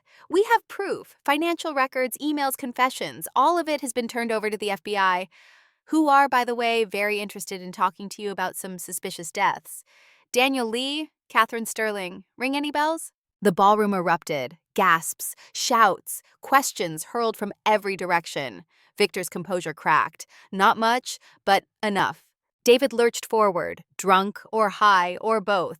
"This is insane! You can't just accuse us of murder in front of everyone!" "I can," Alexander said. "And I am. Because it's true, and because I'm done letting men like you operate in shadows." Security moved in, hotel security. But Victor held up a hand, gestured them back. "No need for drama," Victor said. His voice was tight now, controlled fury barely leashed. "But Alexander, a word of advice. Be very careful. You're playing a dangerous game, and games have consequences." He looked at Emma, really looked at her. And in his dead eyes, Emma saw something that chilled her blood. Recognition and threat. Victor leaned in, close enough that only Emma and Alexander could hear. "I know about your sister, Lily. Room 307, St. Francis Medical, cystic fibrosis. Such a tragic condition. Patients die unexpectedly all the time. Complications, equipment failures, tragic accidents." Emma's world stopped, every sound muted, every light dimmed. There was only Victor's voice, that quiet, deadly voice. "You have something I want. Evidence, files, proof. You give them to me, all of them. Or Lily's oxygen tank malfunctions during the night shift. These things happen. Old equipment, overworked nurses, no one to blame, just tragedy." Emma couldn't breathe, couldn't think. Terror locked around her throat like iron hands. "You're threatening a dying girl?" Alexander's voice was low, dangerous. "You really are a monster." Victor straightened, smiled that empty smile. "I'm a businessman. I deal in leverage. And Ms. Chen has something I need. This is a simple transaction." He turned to the room, raised his voice. "Ladies and gentlemen, apologies for the disruption. Enjoy your evening. I'm sure tomorrow's newspapers will clear up any confusion." He walked away. David stumbled after him, security escort them toward the exit. Emma's hands were shaking. Not just her hands, her whole body. She grabbed the edge of the table, trying to stay upright, trying not to collapse. "Emma!" Alexander's voice seemed far away. "Emma, look at me." She couldn't, could only see Lily, hooked up to machines, vulnerable, alone. "He's going to kill her." Emma's voice cracked. "He's going to kill Lily."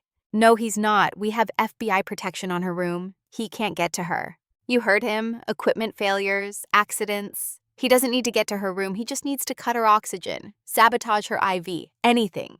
Emma pulled away from Alexander, started walking, fast, toward the exit. "Emma, wait!" But she couldn't wait, couldn't think, could only move, had to get to the hospital, had to get to Lily, had to make sure she was safe. She ran through the ballroom, past shocked guests, past security, down the grand staircase. Her heels clicked against marble. Too loud, too slow. She kicked them off, ran barefoot, out of the hotel, into the street. Alexander's voice behind her. "Emma, stop, let me drive you." A black Tesla pulled up. Alexander's car, he must have signaled for it. Emma didn't wait, jumped into the passenger seat. Alexander slid behind the wheel. "St. Francis Medical now." Alexander didn't argue, just drove. Fast, faster than safe. Weaving through traffic, running yellow lights. The Tesla's electric engine was silent, but the speed was terrifying. Emma's phone buzzed. "Sophia," she answered. "Emma, where are you?" "On my way to the hospital. Is Lily okay?" "She's fine. Sleeping. FBI agents are outside her room, but Emma, something weird happened. A doctor came by, said he needed to adjust her oxygen settings. But I've never seen him before. And when I asked for ID, he left, just turned around and walked away." Emma's blood turned to ice. "Lock the door. Don't let anyone in. I'm 5 minutes away." "Emma, you're scaring me." "Just lock the door, please." The phone went dead. Emma looked at Alexander. "Drive faster." He did. The Tesla's speedometer climbed, 60, 70, 80 miles per hour through downtown Seattle. Traffic lights blurred, horns blared, but Alexander didn't slow. They screeched into the hospital emergency bay. Emma was out before the car fully stopped, running through the sliding doors, past the reception desk, past the elevators. Too slow. She took the stairs, 3 at a time, her dress bunched around her knees, her bare feet slapping against concrete. 3rd floor, down the hallway. Room 307. FBI agents stood outside. They looked alert, professional. "Is she okay?" Emma gasped. Fine, no one's been in except nursing staff. Emma pushed past them, burst into the room. Lily was sitting up in bed, wide awake, oxygen cannula in place, heart monitor beeping steadily. Sophia stood beside the bed, protective, fierce. Elle? Lily's voice was confused, scared. What's going on? You look terrified. Emma rushed to the bed, hugged Lily, hard, felt her sister's heartbeat against her chest, felt her breathing, alive. I'm okay, Emma whispered. You're okay. Everything's okay. But it wasn't okay. Emma knew that. Victor Kane had made his move, had sent someone to the hospital, had gotten close enough to threaten Lily directly. The FBI protection wasn't enough. Hospital security wasn't enough. Nothing was enough as long as Kane was free. Alexander appeared in the doorway. He'd been talking to the FBI agents. His face was grim. Security footage shows a man in doctor's coat entering the hospital at 9 p.m. He used stolen credentials to access the third floor. He got as far as the nursing station before Sophia stopped him. He fled when she asked for ID, disappeared into the stairwell. By the time security checked, he was gone. Emma's jaw clenched. Kane sent him. We don't have proof, but yes, probably. Sophia looked between them. What the hell is going on? Emma, why are there FBI agents outside Lily's room? Why did someone try to get in here? Emma met Sophia's eyes and decided she deserved the truth. All of it. The man who framed me 3 years ago. The man who killed Daniel. He's escalating. He threatened Lily. Told me if I don't give him evidence against him, he'll kill her, make it look like an accident. Sophia's face hardened, not with fear, with fury. Over my dead body. I've been Lily's nurse for 2 years. No one hurts her, not on my watch. You can't be here 24/7, Alexander said gently. None of us can. Kane has resources. He'll try again, and next time he might succeed. Emma looked at Lily, her little sister, 22 years old, fighting a disease that was slowly killing her, and now fighting threats from a monster who saw her as nothing more than leverage. We need to move her, Emma said. Somewhere safe. Somewhere Kane can't reach. Where? Alexander asked. He has reach everywhere. Then we go somewhere he doesn't expect. Somewhere off the grid. Emma turned to Sophia. How portable is Lily's treatment? What would she need for a few days away from the hospital? Sophia thought about it. Oxygen concentrator, portable, medications, nebulizer, IV supplies. I can put together a kit. But, Emma, you're talking about taking her out of the hospital. That's risky. If something goes wrong, something's already going wrong. Kane tried to get to her tonight. He'll try again. I can't let that happen. Lily grabbed Emma's hand. Elle, what are you planning? Emma looked at her sister, saw the fear, but also the trust. Lily had always trusted her. Even when Emma had disappeared for 3 years. Even when Emma had become a stranger. I'm getting you out of here. Somewhere safe. Until this is over. Until Kane is in prison where he belongs. Okay, Lily's voice was small but steady. I trust you. Alexander pulled out his phone, made a call. Margaret, I need a favor, big favor. Do you still have that cabin? The one on the San Juan Islands? Pause. Good, we need it. Tonight. And Margaret, we need discreet transport. Someone Kane can't track. Another pause. Perfect, thank you. He hung up. Margaret has a cabin on Lopez Island, isolated, accessible only by boat. She's arranging transport, private boat, leaves from the marina in 2 hours. What about Lily's medical equipment? Emma asked. I'll handle it, Sophia said. I'll pack everything she needs. Tell the hospital she's being transferred to a specialist facility. Buy you a few days. You could lose your job, Sophia shrugged. Some things are more important than jobs. Lily's one of them. Emma hugged her, hard, fast. Thank you for everything. Sophia pulled back, looked Emma in the eyes. Go finish this. Take down Kane. Make sure that monster can't hurt anyone else. I've got Lily, I promise. The next hour was chaos. Sophia packed medical supplies. Alexander arranged transport. Margaret coordinated safe house logistics. FBI agents argued about jurisdiction and protocols but ultimately agreed to support the plan. Kane had made a move against a witness. That changed everything. At 11 p.m., they moved Lily through the hospital basement into a waiting ambulance. Not a real ambulance, a private medical transport vehicle, unmarked, untraceable. Emma rode with Lily, held her hand. Watched Seattle disappear through the rear windows. Watched the city lights fade. Watched the darkness swallow them. The marina was quiet, deserted, a private dock, a sleek speedboat waiting. The captain was a woman in her 60s, gray hair pulled back, weathered face. She didn't ask questions, just helped them aboard. The boat's engines rumbled to life. They pulled away from the dock, into Puget Sound. The water was dark, choppy. Seattle's skyline glittered in the distance, a city of lights and secrets and shadows. Emma stood at the rail, watching the city shrink. Alexander joined her. "Are you okay?" he asked. No." Emma's voice was flat, honest. "I'm terrified. I'm angry. I'm exhausted.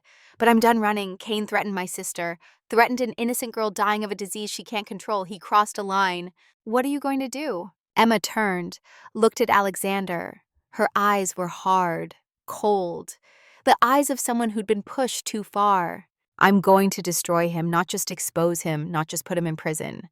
I'm going to take everything he has, everything he values, everything he's built, and I'm going to burn it to the ground." Alexander nodded slowly. "I'll help you. This could get ugly, could cost you everything. He killed my wife, he tried to kill your sister. I'd say we're already all in." The boat cut through dark water, heading west, toward the San Juan Islands, toward temporary safety. But Emma knew this wasn't over. Kane had made his move. Now it was her turn. Behind them, Seattle's lights faded into darkness. Ahead, the island waited. A sanctuary.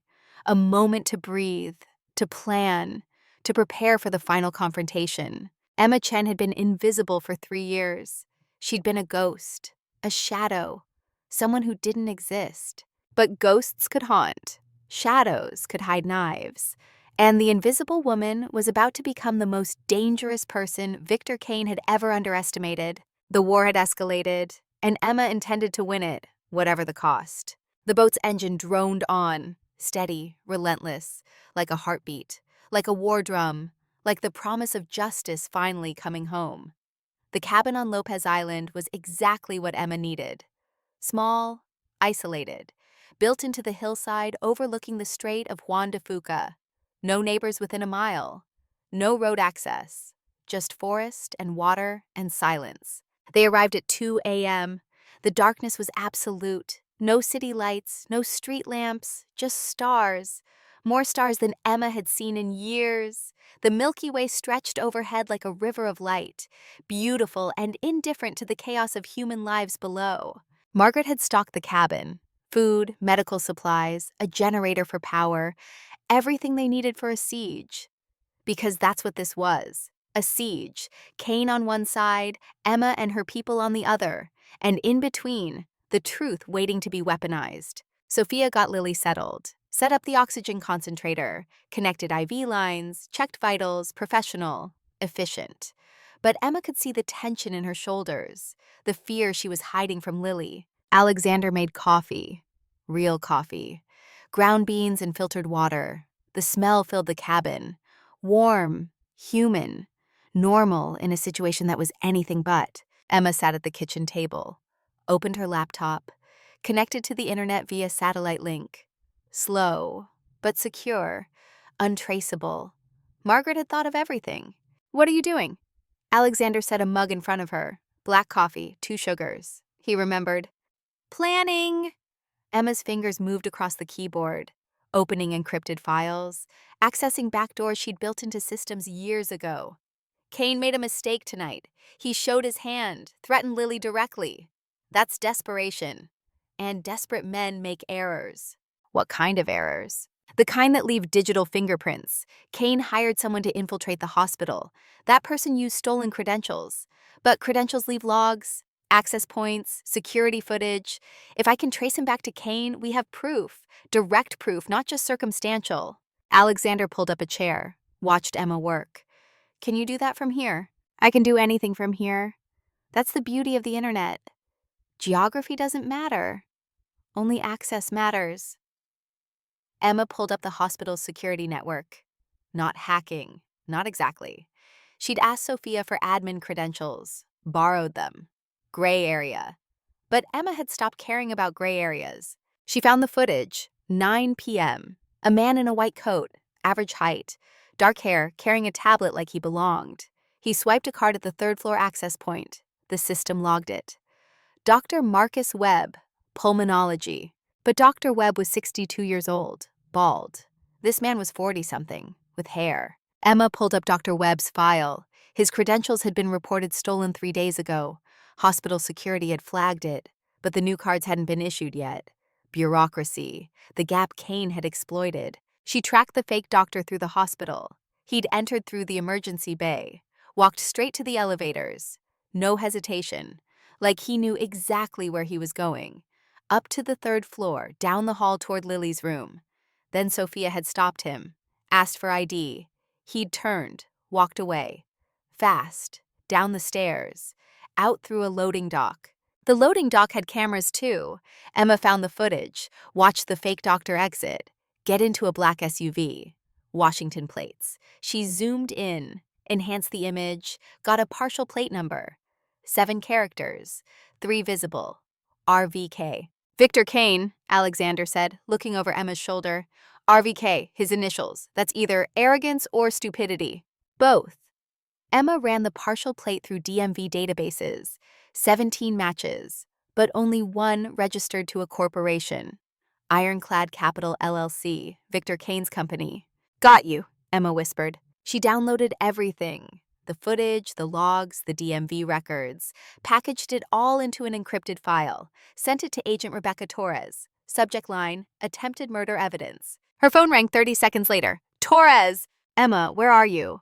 The hospital said Lily was transferred but won't say where. Somewhere safe. Did you get the file? Opening it now. Pause. Sound of typing. Then a low whistle. This is solid. We can connect Kane directly to the hospital infiltration. That's conspiracy to commit murder. Maybe even attempted murder if we can prove intent. He told me he'd kill Lily if I didn't give him the evidence. I have witnesses. Alexander Sterling. 500 people at the gala heard him threaten me. Threatening you isn't the same as threatening Lily. He said equipment failures, oxygen tanks. He was specific. Torres sighed.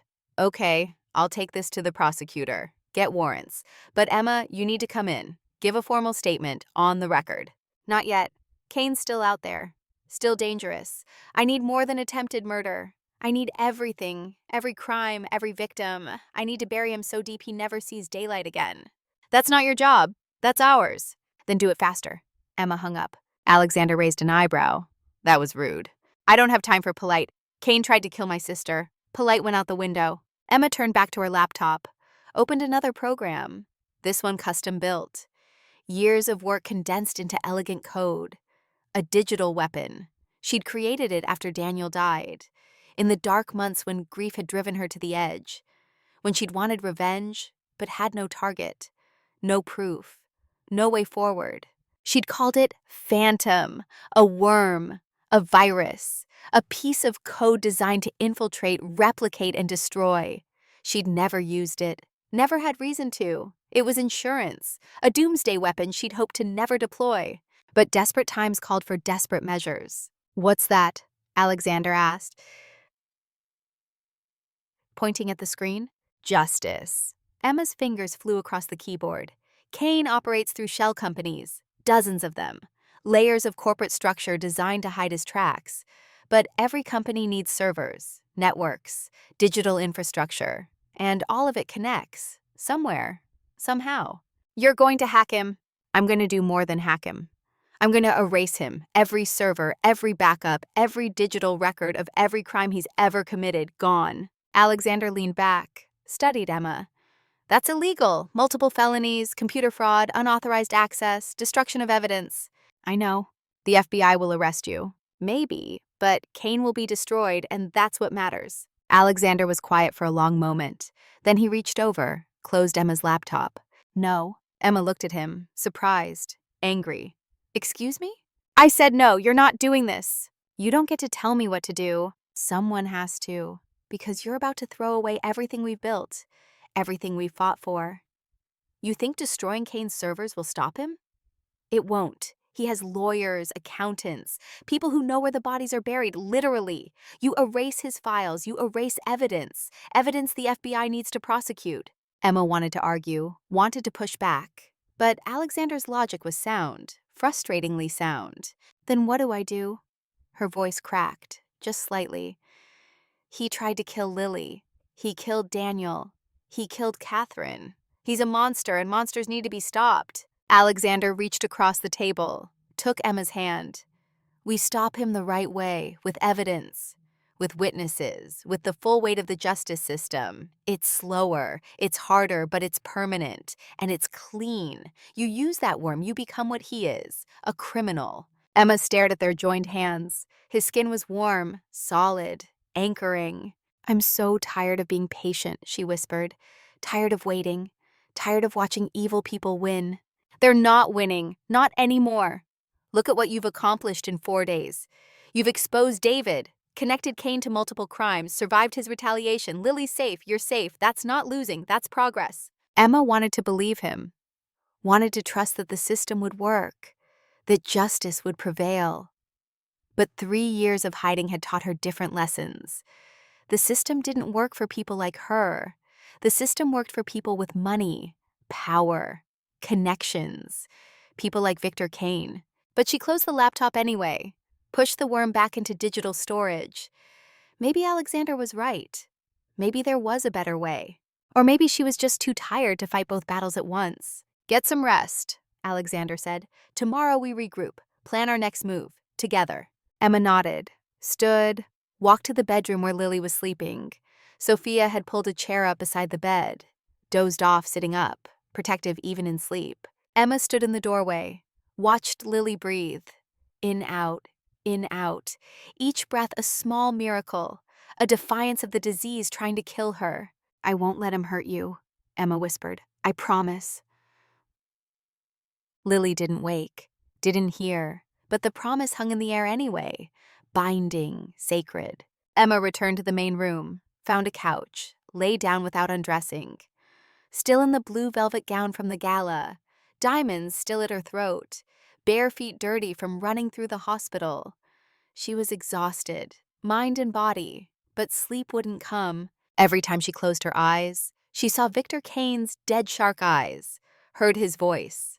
Equipment failures, oxygen tanks, tragic accidents. At 4 a.m., Emma gave up on sleep, made more coffee, sat at the table, stared at the laptop. The worm was still there, waiting. Weapon of last resort. Her phone buzzed. Text from an unknown number. You made a mistake, Ms. Chen. Running only delays the inevitable. Give me what I want, or everyone you love dies. Not just Lily, Sophia, Alexander, Margaret, everyone. I have resources, patience, they say. You have none of those things. Emma's hand shook. She showed the text to Alexander. He'd woken, joined her at the table. He's bluffing, Alexander said, but his voice lacked conviction. Is he? Emma pulled up news on her laptop. Seattle Times, breaking story, posted 20 minutes ago. FBI agent injured in hit and run. Agent Rebecca Torres hospitalized after vehicle collision outside federal building. Suspected drunk driver fled scene. Agent in critical condition. Emma's blood went cold. Torres, the agent leading Cain's investigation, now in the hospital. Critical condition. Convenient timing. That son of a bitch. Alexander's fists clenched.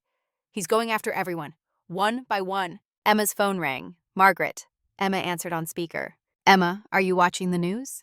I saw Torres. It's not random. Cain's escalating. He knows we're closing in. He's eliminating threats. Margaret's voice was tight, controlled fear. I'm going dark, disappearing for a few days. You should do the same. I'm already dark. Island safe house. No address, no Akasa.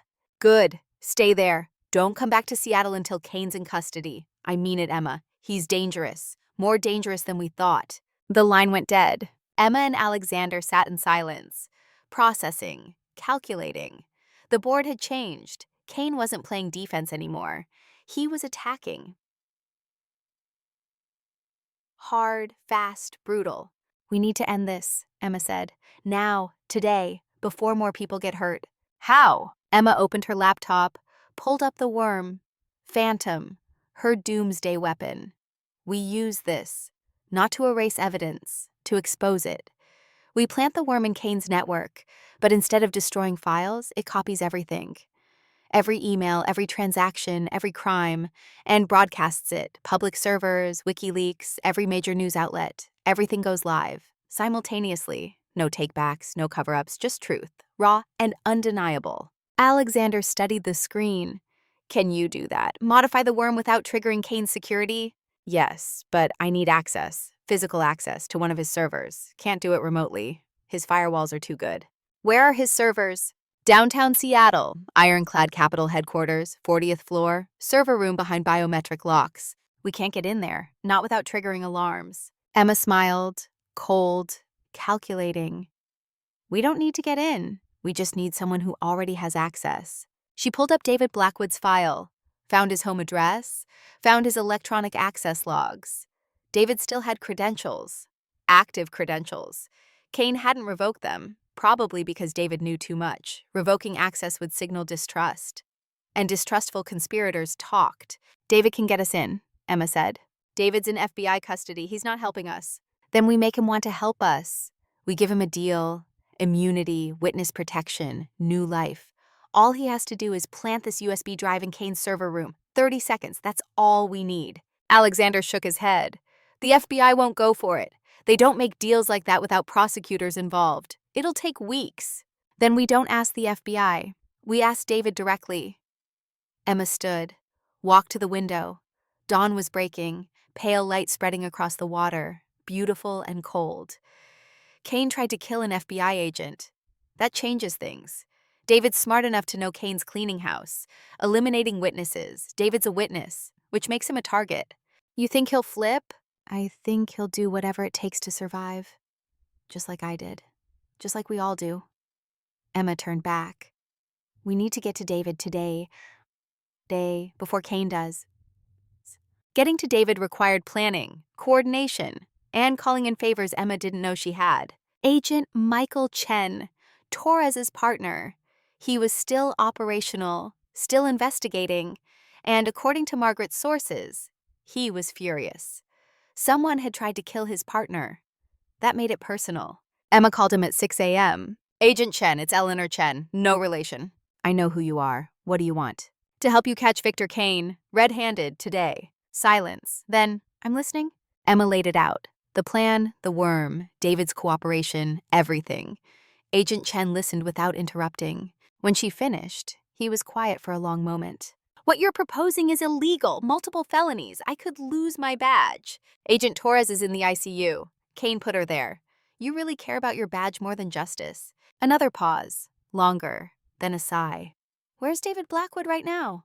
Federal holding, Seattle. He made bail, but he's wearing an ankle monitor. House arrest. I can get you access, 15 minutes, unsupervised. But after that, you're on your own. I was never involved. Understand? Understood. And Emma, don't make me regret this. The line went dead. By 10 a.m., Emma and Alexander were on a boat back to Seattle. Fast boat. Coast Guard surplus that Margaret had somehow acquired. It cut through the water at 40 knots, loud, jarring, but fast. They reached the city by 11. Agent Chen met them at a marina in Ballard. Discreet location, industrial, no cameras. David's at his apartment in Belltown, 8th floor. I've arranged for the monitoring officer to take a lunch break. 12 to 12:15. You have 15 minutes. That's all I need, Emma said. Agent Chen handed her a key card. This gets you past building security, but the apartment door is standard lock. You'll need to pick it or knock. I'll knock. Emma pocketed the key card. Thank you for believing. Agent Chen's expression was hard, unreadable. I'm not doing this for you. I'm doing this for Rebecca. She's my partner, my friend. And Kane put her in a hospital bed. That's unforgivable. He walked away, disappeared into the industrial sprawl of the marina. Alexander looked at Emma. You sure about this? No, but we're doing it anyway. David's apartment building was modern, glass and steel, expensive. The kind of place young tech executives lived when they wanted to signal success. Emma and Alexander walked through the lobby like they belonged. Key card worked. Elevator took them to the 8th floor. Apartment 814. Emma knocked. No answer. Knocked again. Harder. David, it's Emma Chen. I know you're in there. I can hear the TV. Silence. Then shuffling. Locks turning. The door opened a crack. David's face appeared. He looked terrible. Unshaven. bloodshot eyes. The smell of whiskey wafted out. "What do you want? To save your life?" David laughed, bitter, hollow. "My life's over. Career destroyed, reputation ruined, facing federal charges. What life is there to save? The one where you don't end up like Daniel Lee, or Catherine Sterling, or Rebecca Torres." Emma pushed against the door. David stepped back, let them in. The apartment was a disaster. Clothes everywhere. Empty bottles. Laptop open on the coffee table showing news coverage of Torres's hit and run. "Kane's cleaning house," Emma said. Not gently, bluntly. "You're a loose end. A witness who can testify against him. He's going to kill you, David. Maybe today, maybe tomorrow, but soon." David slumped onto the couch. "I know. I've been waiting. Every car that drives by, every knock on the door, waiting for Kane's people to come finish the job." "Then help us finish him first. We have a plan, but we need you." David looked up, eyes red-rimmed, haunted. "Why would you help me? After everything I did, after Daniel, after framing you?" Emma sat down across from him, met his eyes. "Because you're not the monster. Kane is. You were a pawn, a tool, and maybe, deep down, you want to do one good thing, one right thing, before it's too late." David's hands shook. He clasped them together, tried to stop the tremors. "What do you need me to do?" Emma pulled out a USB drive, small, innocuous. "Plant this in Kane's server room. Ironclad Capital Headquarters, 40th floor. You still have access. Your credentials are still active. Walk in, plug this into any server, walk out. 30 seconds, that's all." "What's on it?" "Evidence. A program that copies everything on Kane's network and uploads it to public servers. Every crime, every victim, every dirty secret. All of it exposed. Simultaneously." David stared at the USB drive. "If Kane finds out I did this, he'll kill me. Not quickly, not cleanly. He'll make it hurt. If you don't do this, he'll kill you anyway. At least this way, you take him down with you. And maybe, just maybe, you get immunity, witness protection, a chance to start over." David reached for the USB drive. His hand hovered, hesitating. Then he took it. "When?" "Today, 1 p.m. Kane's in a meeting with lawyers, planning his defense. Server room will be empty. You'll have a window." "How do you know his schedule?" Emma smiled. "I have my sources." David pocketed the USB drive. "What happens to me after? If this works, if Kane goes down?" "Agent Chen is prepared to offer a deal. Immunity for testimony, full cooperation. You tell them everything, every crime, every victim, every detail. And in exchange, you walk, new identity, new life, somewhere far from Seattle. And if it doesn't work, then we all go down together." Emma stood. "Your choice, David. Redemption or damnation. But choose fast. We're out of time." David looked at the USB drive in his hand, then at Emma, then at Alexander. Finally, he nodded. "Okay, I'll do it. But not for immunity, not for a deal. I'll do it because you're right. I need to do one good thing. For Daniel, for Catherine, for all the people Kane destroyed." At 12:45, David left his apartment. Emma and Alexander followed at a distance. Not too close, but close enough to provide backup if needed. Ironclad Capital Headquarters was in the financial district.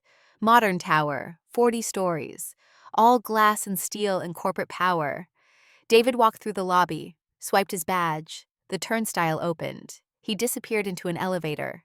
Emma and Alexander waited across the street, in a coffee shop, 2nd floor, window seat with clear view of the building entrance. Emma's laptop was open, tracking the USB drive via embedded GPS, watching it climb, floor by floor, 20, 30, 35, 40. "He's in," Emma said. The GPS signal stopped moving, stayed stationary for 90 seconds, then moved again, back toward the elevator. "He did it." Emma's heart pounded. "The worm's planted, now we wait." The worm needed time, 60 minutes to infiltrate every system, copy every file, build the evidence package. Then at exactly 2 p.m. it would upload. Everything, everywhere, simultaneously. David emerged from the building, walked fast. Not running, but close. He crossed the street, disappeared into the crowd. Emma's phone buzzed. Text from an unknown number. "It's done. Don't contact me again. Good luck." She showed Alexander. He nodded. "He did it. Now we see if your code works." They waited. 60 minutes felt like 60 hours. Emma watched the clock on her laptop. Watch the worm's progress bar. Watch the building across the street. At 1:30, Victor Kane arrived. Black limousine, flanked by lawyers, 3 of them. Expensive suits, expensive briefcases. They entered the building, headed to the 40th floor, to the same server room David had just compromised. "He's there," Alexander said. "Kane's in the building. When the worm activates, he'll know. He'll realize what happened." Let him realize. By then it'll be too late. The data will be public, untouchable, undeniable. 1:45, 15 minutes. Emma's phone rang. Agent Chen. "Emma, we have a problem. Kane's people just showed up at the hospital, St. Francis. They're looking for Lily. Security stopped them, but they're not leaving. They're waiting, watching." Emma's blood went cold. "Lily's not there. She's safe." They don't know that. They think she is, and they're prepared to wait. Emma, if they figure out she's gone, they'll start looking, and they'll find her. It's only a matter of time. Emma looked at Alexander. "We need to move Lily, again, now. We can't. The boat's here. Lopez Island is 2 hours away. By the time we get there, Kane's people could too." Emma thought fast, calculated. "Then we don't go to her. We bring her here, to Seattle, to the FBI field office. Full protection, federal marshals. Kane can't touch her there." "You sure about that?" "No, but I'm out of options." She called Sophia, explained the situation. Sophia agreed. She'd bring Lily on the next ferry, be in Seattle by 3 p.m., meet at the FBI field office. 1:58, 2 minutes. Emma refreshed her laptop screen. The worm's progress bar hit 100%. Status, ready to deploy. 1:59. Emma's finger hovered over the enter key. One keystroke. That's all it would take. One keystroke and Victor Kane's empire would crumble. But she hesitated. This was the point of no return. Once she pressed that key, there was no going back. The evidence would be public. Her involvement would be obvious. Kane would know, and he would retaliate. "Do it," Alexander said. Quiet. Certain. "For Daniel, for Catherine, for Rebecca Torres, for everyone he's hurt. Do it." Emma pressed enter. The worm activated. Across the city, across the country, across the world, files began uploading, terabytes of data, flooding into public servers, WikiLeaks, the Seattle Times, the New York Times, the Washington Post, CNN, BBC.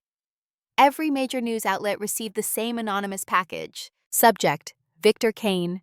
Evidence dump, corporate crime, murder, conspiracy. Emma's laptop pinged. Upload complete, 100%, public, irreversible, done. She leaned back, exhaled. For 3 years she'd been running, hiding, surviving. But survival wasn't enough anymore. This was justice, this was war. And she just fired the first shot. Across the street, inside Ironclad Capitol headquarters, alarms started blaring. Emma could see figures moving behind the glass. Panic. Chaos. Kane's IT people would be scrambling, trying to stop the leak, trying to contain the damage. Too late. The dam had burst. The flood had begun. Emma's phone exploded with notifications. News alerts, every outlet picking up the story. The headlines were brutal, immediate, unforgiving. Billionaire Victor Kane linked to multiple murders. Ironclad Capital corporate crime exposed. FBI investigating hedge fund mogul for conspiracy. Within 10 minutes, the story was everywhere, trending on Twitter, breaking news on every channel, the kind of scandal that ended careers, that sent people to prison, that destroyed legacies. Emma watched the building across the street, watched Victor Kane emerge, flanked by lawyers. But his face had changed. The mask of control was gone, replaced by rage, pure, unfiltered, terrifying.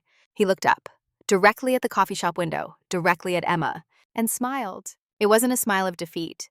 It was a smile that said this isn't over, not even close. Emma's phone rang. Unknown number. She knew who it was before she answered. Ms. Chen. Victor Kane's voice was calm, too calm. The calm before violence. Congratulations, you've made your move. Very clever, very bold. But you made a mistake. You forgot the first rule of war. Never back an animal into a corner unless you're prepared to kill it. You're finished, Kane. Your crimes are public. The FBI is coming for you. It's over. Over? Kane laughed, soft, menacing. This is just beginning. You expose my files, but I still have resources, people, reach, and I have something you want, something you need. Emma's stomach dropped. What are you talking about? Your sister's ferry, the one from Lopez Island, due to dock at Pier 52 at 3 p.m. I have people there, watching, waiting. If I make a call, Sophia and Lily never make it off that ferry. Tragic accident, gas leak, explosion. These things happen. Emma couldn't breathe, couldn't think. You're bluffing. Am I? Test me, see what happens. Or you can meet me now, alone. At Pier 52, loading dock, north side, we'll discuss terms. You give me leverage, I give you your sister. Simple transaction. The FBI will be there, you'll be arrested. Then your sister dies. Your choice, Ms. Chen, justice or family. You can't have both. The line went dead. Emma stared at the phone. Her hands were shaking, her mind was racing. Kane had her, had Lily, had all the leverage he needed. Emma? Alexander's voice seemed far away. What did he say? He has Lily, the fairy. He's there, waiting. He wants me to come alone or he'll kill her. Alexander stood. Then we call the FBI. Have them raid the ferry. Arrest Kane. He'll kill her before they get there. You heard him. He's not bluffing. Not about this. So what do you do? Emma looked at the clock. 2:15. 45 minutes until the ferry docked. 45 minutes to decide. Justice or family. The system or survival. She thought of Daniel, of his faith in the law, in doing things the right way, in believing that truth would prevail. But Daniel was dead, killed by a system that failed to protect him. She thought of Lily, 22 years old, dying of a disease she didn't choose, fighting every day just to breathe, and now facing a monster who saw her as nothing more than a bargaining chip. There was no choice. There had never been a choice.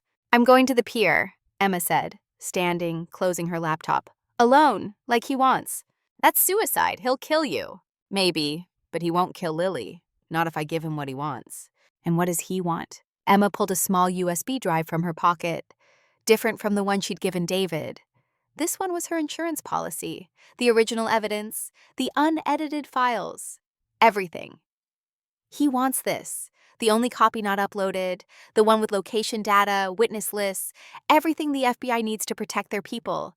He thinks if he destroys this, he can still escape, still disappear. Will you give it to him? Emma looked at the USB drive, then at Alexander. To save Lily? Yes, without hesitation. Justice can wait. Family can't. Alexander grabbed his jacket. Then I'm coming with you. He said alone. I don't care what he said. You're not facing him alone, not after everything we've been through. Emma wanted to argue, wanted to push back, but the truth was she was terrified. The thought of facing Victor Kane alone, in an isolated loading dock, with Lily's life hanging in the balance, it was too much, even for her.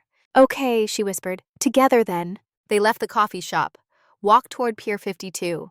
The waterfront was busy. Tourists, locals, ferry traffic, normal people living normal lives, unaware that 2 blocks away a war was about to reach its climax. The loading dock was exactly where Kane said it would be. North side, isolated, industrial, concrete and rust and the smell of salt water. Victor Kane stood in the center, alone, no lawyers, no bodyguards, just him, 60 years old, silver hair catching the afternoon sun, wearing a suit that cost more than most cars, looking calm, collected, like this was just another business meeting. Ms. Chen, he smiled, that empty shark smile. And Mr. Sterling, I said alone, but I suppose 2 is close enough. Where's the USB drive? Where's my sister? Kane gestured to a white van parked nearby. The door opened. Sophia stepped out, then Lily, wheelchair, oxygen tank, pale but alive. Emma's knees almost buckled. Relief flooded through her. Lily was okay. She was okay. Now, Kane said, the drive. Hand it up. Slowly, no sudden movements. Emma reached into her pocket, pulled out the USB drive, held it up. You let them go first, then you get this. Kane considered, then nodded. Fine. Sophia, wheel the girl over. Sophia pushed Lily's wheelchair across the loading dock. Slow, careful. When they reached Emma, Sophia's eyes were wet with tears. I'm sorry, Sophia whispered. They were waiting at the ferry terminal. We couldn't run. It's okay, Emma said. You're safe now. That's all that matters. Kane held out his hand. The drive.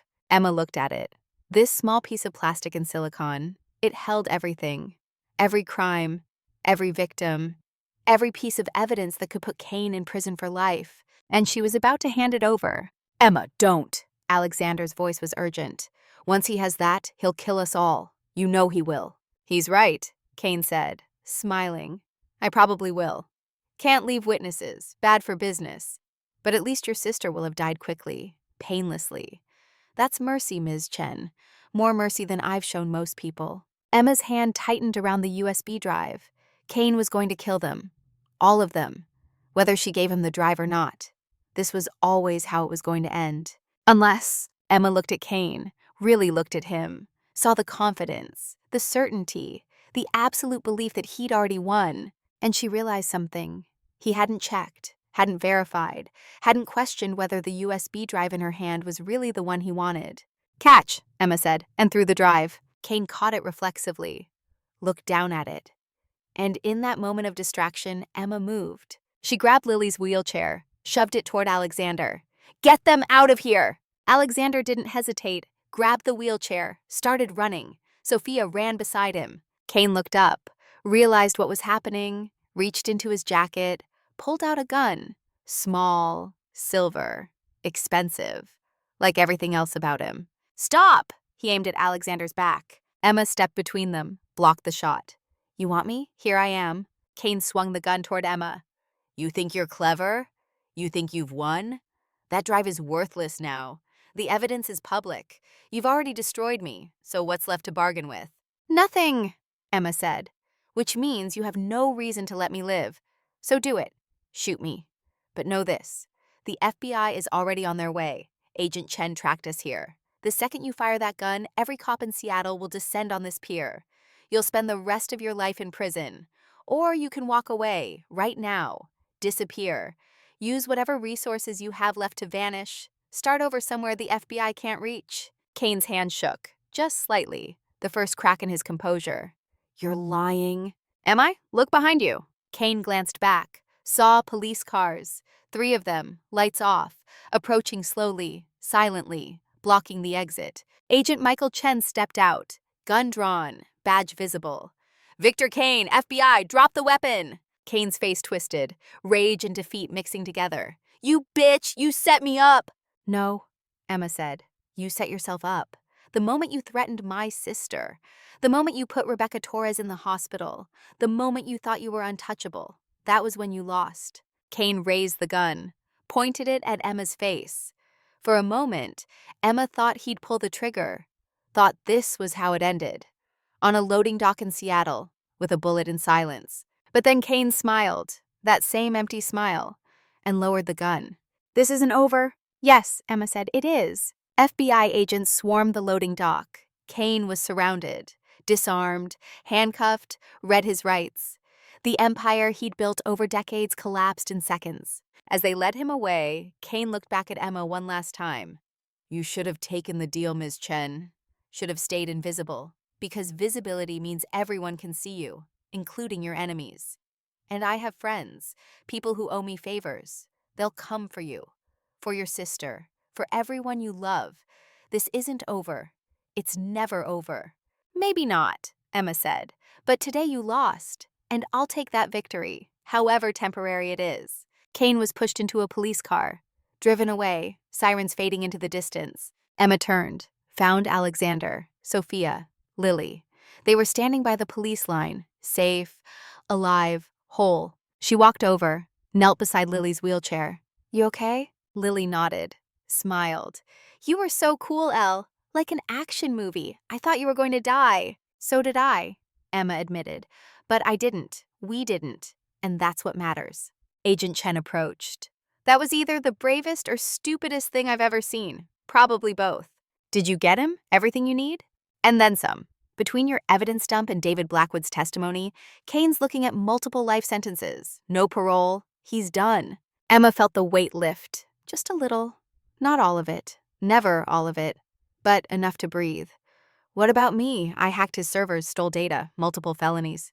Agent Chen was quiet for a moment. Then he shrugged. "I don't know what you're talking about. All I know is an anonymous source provided evidence to multiple news outlets. Could have been anyone. Disgruntled employee, whistleblower, not my job to investigate. Emma smiled. Thank you. Don't thank me, thank Rebecca. When she wakes up, she's going to want a full briefing, and she's going to be pissed she missed this. The sun was setting, painting the Seattle skyline in shades of orange and gold. Emma stood on the pier, watching the light fade, watching the day end. Alexander stood beside her. You did it. Took down a billionaire, saved your sister, cleared your name. Hell of a day. Not cleared, not yet. The cybercore charges are still on my record. The arrest, the scandal. Give it time. The truth's out now. It'll spread, slowly, but it'll spread, and people will remember Eleanor Chen, the woman who fought back, who won. Emma wasn't so sure, but she wanted to believe, wanted to hope. For the first time in 3 years, hope didn't feel foolish. It felt possible. What happens now? Alexander asked. Now? Emma looked at him, really looked at him. This man who'd believed her, defended her, fought beside her. Now I start living, for real, not hiding, not running, just living, whatever that looks like. Think there's room in that life for a CTO position? I hear Novatech has an opening. Emma laughed. The sound surprised her. Real laughter. Not bitter, not hollow, just human. Maybe, if the CEO's not too demanding. Oh, he's very demanding, but he makes excellent coffee. They stood there, on the pier, watching the sunset, watching the world continue spinning. And for the first time in 3 years, Emma Chen felt like she was part of that world again. Not a ghost, not invisible, just a woman. Flawed and fierce and finally free. 6 months changes everything, or nothing, depending on how you measure time. For Emma Chen, 6 months meant the difference between invisible and seen, between running and standing still, between surviving and living. The rain in Seattle hadn't changed, still fell with the same persistence, the same gray determination. But Emma's view of it had. She watched it now from the 50th floor of the Novatech Tower, from an office with her name on the door, Chief Technology Officer. Not acting, not temporary, real. The office was nothing like David Blackwood's had been. Emma had gutted it, ripped out the dark furniture and oppressive atmosphere, replaced it with light, glass desk, ergonomic chair, plants that actually lived because she remembered to water them, photos on the shelves, not corporate awards, real photos. Lily smiling in her hospital bed, Sophia at a park with her kids, Margaret at a conference, Alexander laughing at something Emma had said. A life, visible, documented, real. Emma's reflection in the window showed someone she barely recognized. Hair cut shorter, professional, clothes that fit, that she'd chosen. Not thrift store finds or borrowed corporate armor. Her own style, her own identity. The scar on her jawline was still there. Always would be. But it didn't feel like a mark of shame anymore. It felt like a battle scar, evidence that she'd fought and survived. Her phone buzzed, a reminder. 2 p.m. meeting, board of directors, quarterly review. 6 months ago, the thought would have terrified her, standing in front of 15 powerful executives, being evaluated, judged, questioned. But Emma had faced Victor Kane at gunpoint. Everything else was just conversation. She gathered her notes, tablet with her presentation, walked out of her office, through the executive floor, past desks where engineers worked, where problems got solved, where the future was being built one line of code at a time.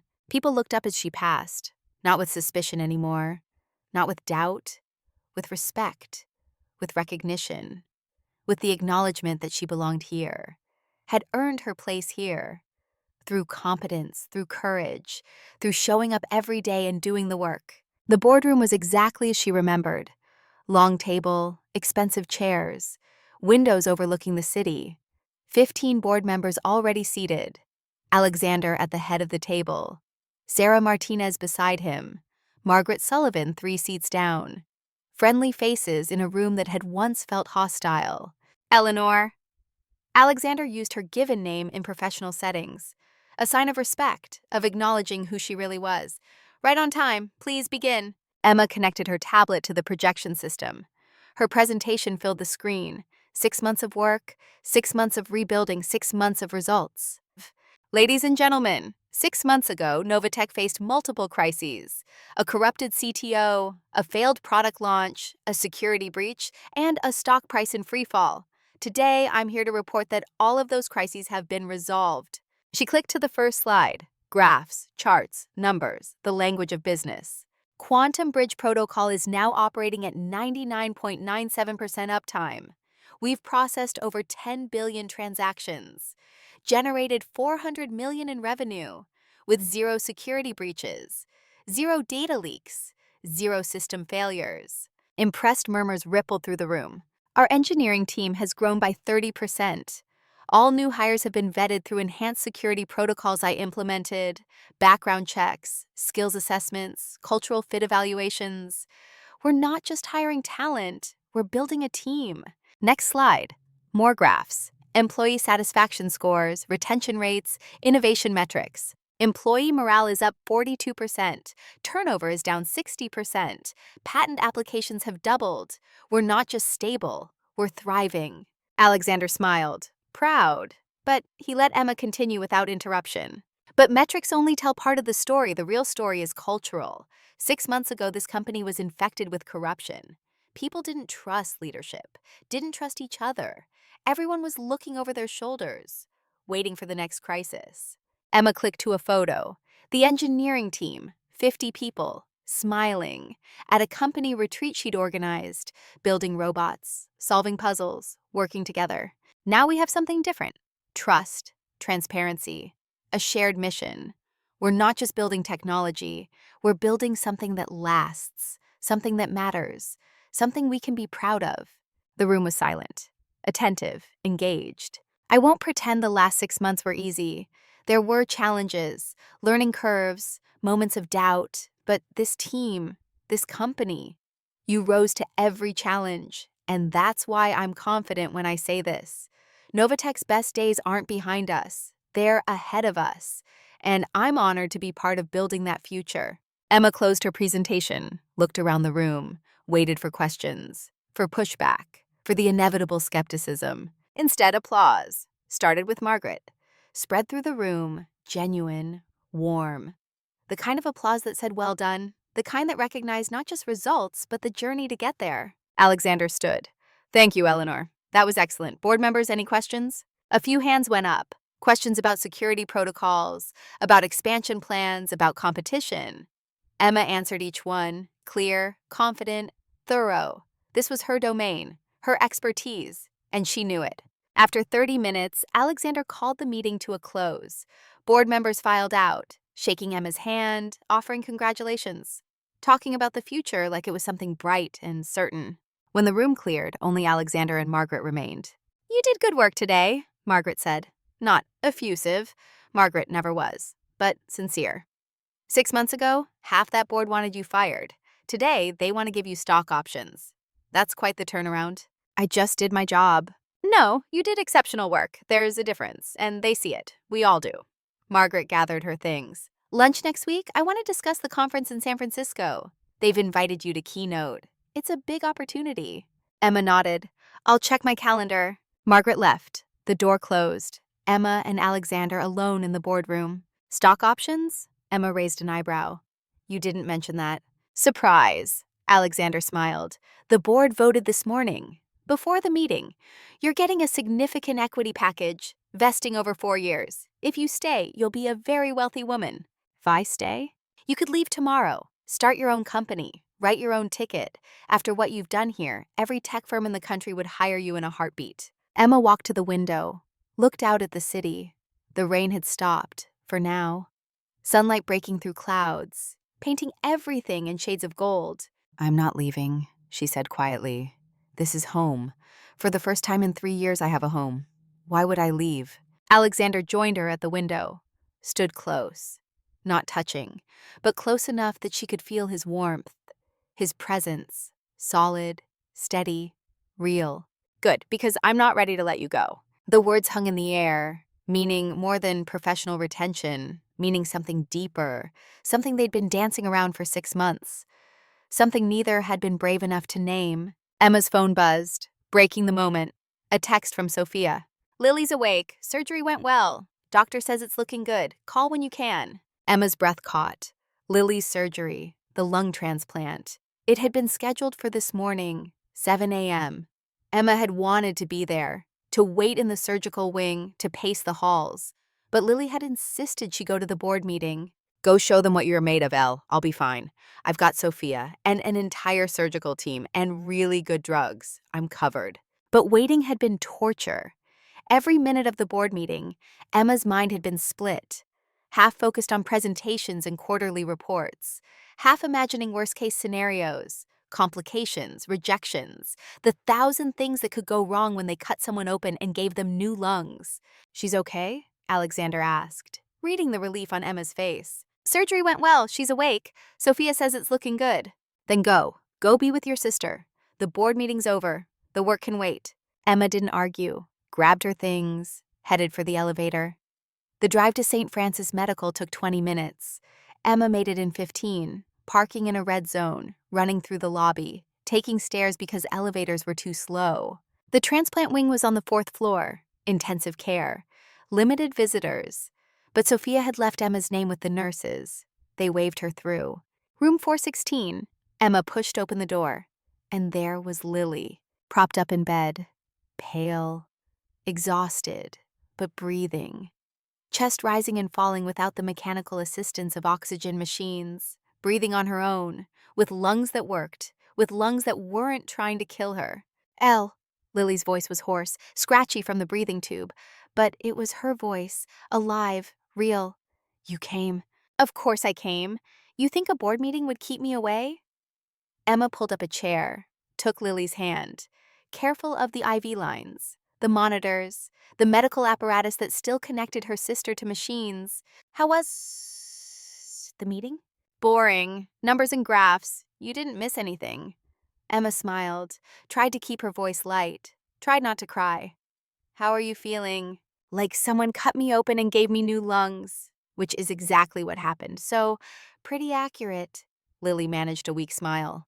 Doctor says the transplant took. No rejection signs, vitals are stable. I might actually live, Elle. Like, actually live.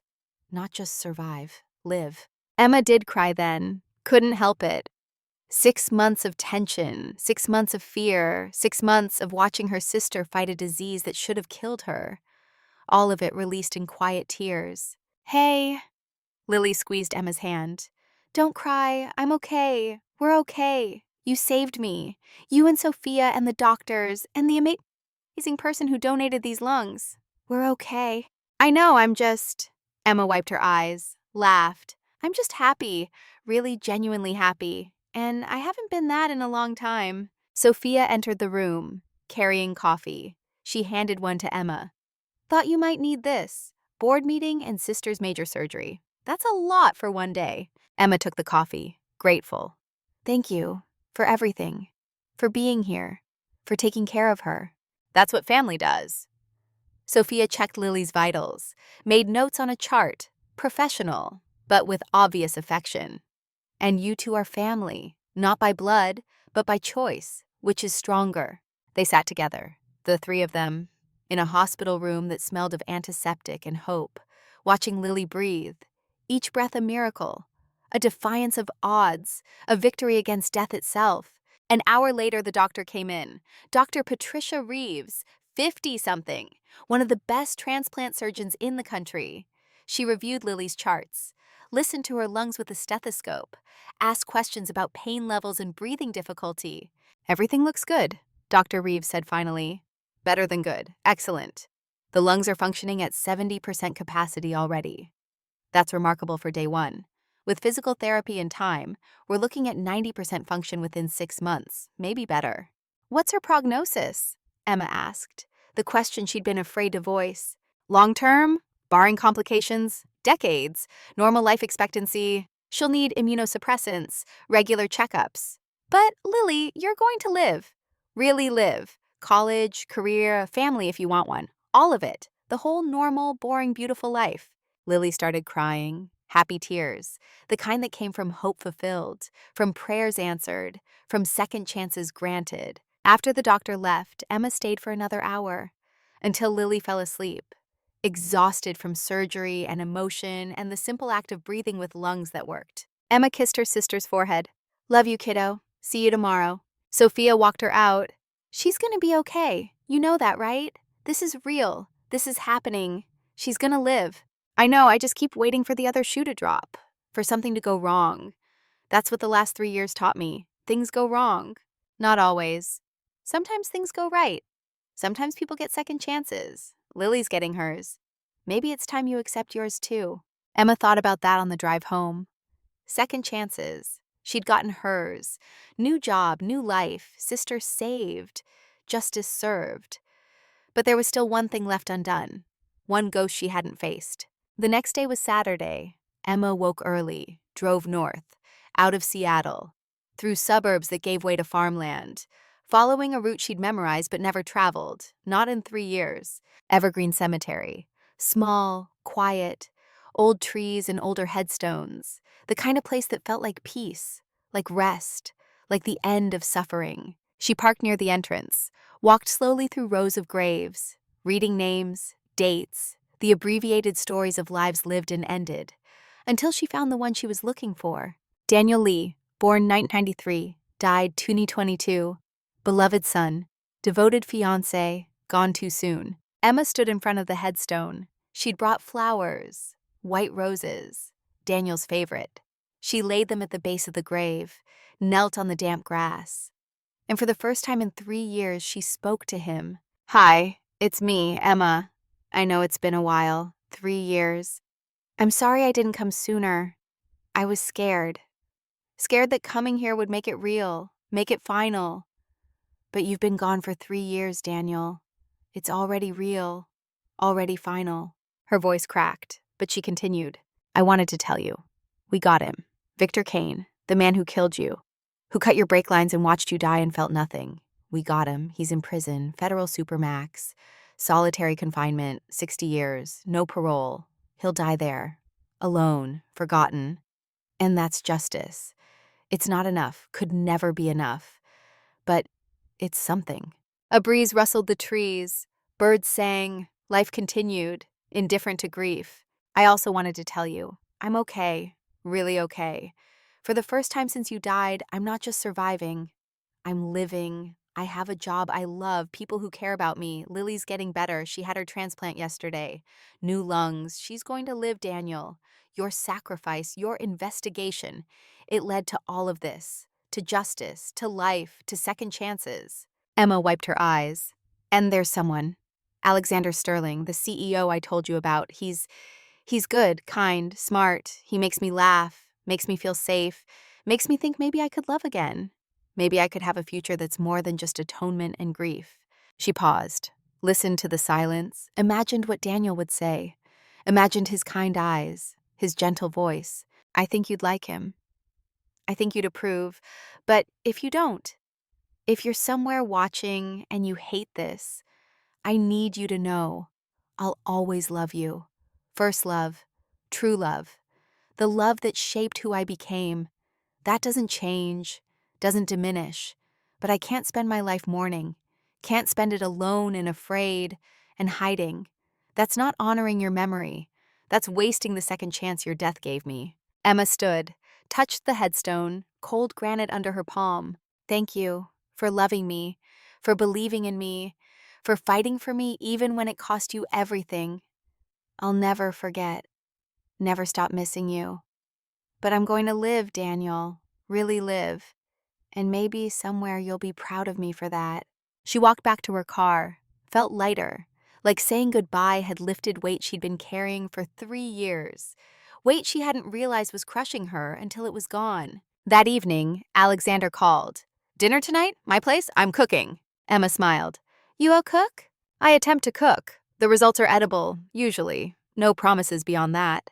"What time?" "7, dress casual, just us. No business, no stress, just dinner." Emma arrived at 7:15, fashionably late, not because of traffic, but because she'd changed clothes 3 times, trying to find the right balance between casual and trying, between comfortable and attractive, finally settling on jeans and a blue sweater. Simple, real. Alexander's apartment was on the 30th floor of his building. the same building where Emma had stayed during the Kane crisis. But his place was different from the guest apartment. Personal, lived in, books everywhere. Not just technical manuals. Fiction, history, philosophy. A guitar in the corner, photos on the walls. His parents. Young Alexander graduating from Stanford, Catherine, smiling and alive and loved. "Hope you like pasta," Alexander said, leading her to the dining area. "It's about the extent of my culinary skills. That and toast. I make excellent toast." Dinner was simple. Spaghetti carbonara, Caesar salad, garlic bread, wine that probably cost more than it should.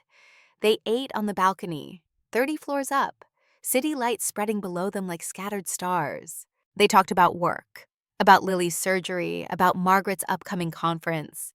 Safe topics, easy topics.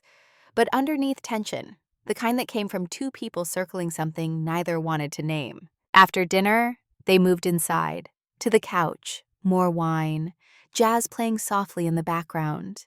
Miles Davis, kind of blue, the kind of music that made silence comfortable. "I visited Daniel's grave today," Emma said. Not planning to, but the words came anyway.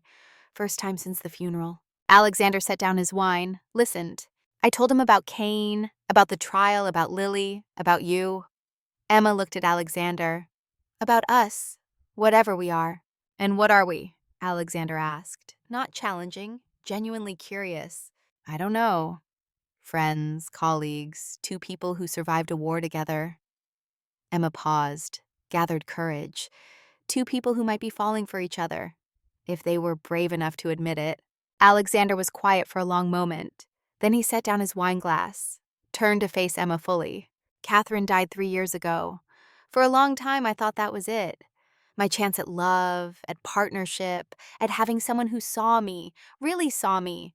Not the CEO, not the public persona, just me. I thought that chance died with her." He reached over, took Emma's hand. "Then a waitress fixed a bug in 10 seconds and looked at me with eyes that were brilliant and broken and brave. And I thought maybe there's another chance, maybe second chances are real." Emma's heart was hammering. "Alexander!" "I'm not asking you to forget Daniel. I'm not asking you to replace what you had.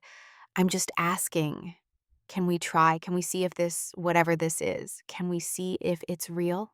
Emma thought about Daniel, about his kindness, his love, about what he would want for her. And she knew. He'd want her to be happy, to live, to love again.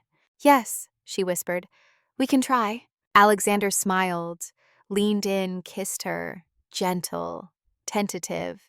The first kiss, the one that changed everything. The one that said, "This is beginning, this is new, this is brave." They pulled apart, foreheads touching, breathing the same air. "I'm terrified," Emma admitted. "So am I." "What if we screw this up? What if mixing personal and professional ruins everything we've built?" "Then we'll deal with it, together." "But, Emma, I'd rather try and fail than spend my life wondering what if." They stayed like that, close, connected. Two people brave enough to take a chance on happiness, even when happiness felt dangerous, even when it felt impossible. The weeks that followed were a blur, Emma juggling work and Lily's recovery and a relationship that felt both natural and terrifying, learning to balance, to be present, to let herself be happy without waiting for catastrophe. Lily moved out of intensive care into a regular room, started physical therapy, learning to breathe deeply, to build endurance, to trust her new lungs. Emma visited every day, sometimes twice, watching her sister transform from dying to living. The trial of Victor Kane began in October. Federal courthouse, downtown Seattle. Emma testified for 3 days, told her story, answered questions from prosecutors and defense attorneys, stayed calm when Kane's lawyers tried to rattle her, tried to paint her as an opportunist, a liar, someone seeking revenge rather than justice. But the evidence was overwhelming. Financial records, emails, witness testimony from David Blackwood, who'd turned state's evidence, security footage, digital trails. The kind of case that left no room for reasonable doubt. The jury deliberated for 6 hours, came back with guilty verdicts on all counts. Conspiracy, wire fraud, money laundering, 2 counts of first-degree murder, Daniel Lee, Catherine Sterling, Attempted murder of Rebecca Torres. Kane showed no emotion when the verdict was read, just sat there, cold, empty, a shark out of water, dying slowly but refusing to acknowledge it. Sentencing came 2 weeks later. The judge showed no mercy. 60 years, federal supermax, no possibility of parole. Kane would die in prison. And everyone knew it. Emma attended the sentencing, sat in the gallery, watched Kane led away in chains, and felt nothing. Not satisfaction, not triumph, just closure. The end of a chapter. The ability to finally move forward.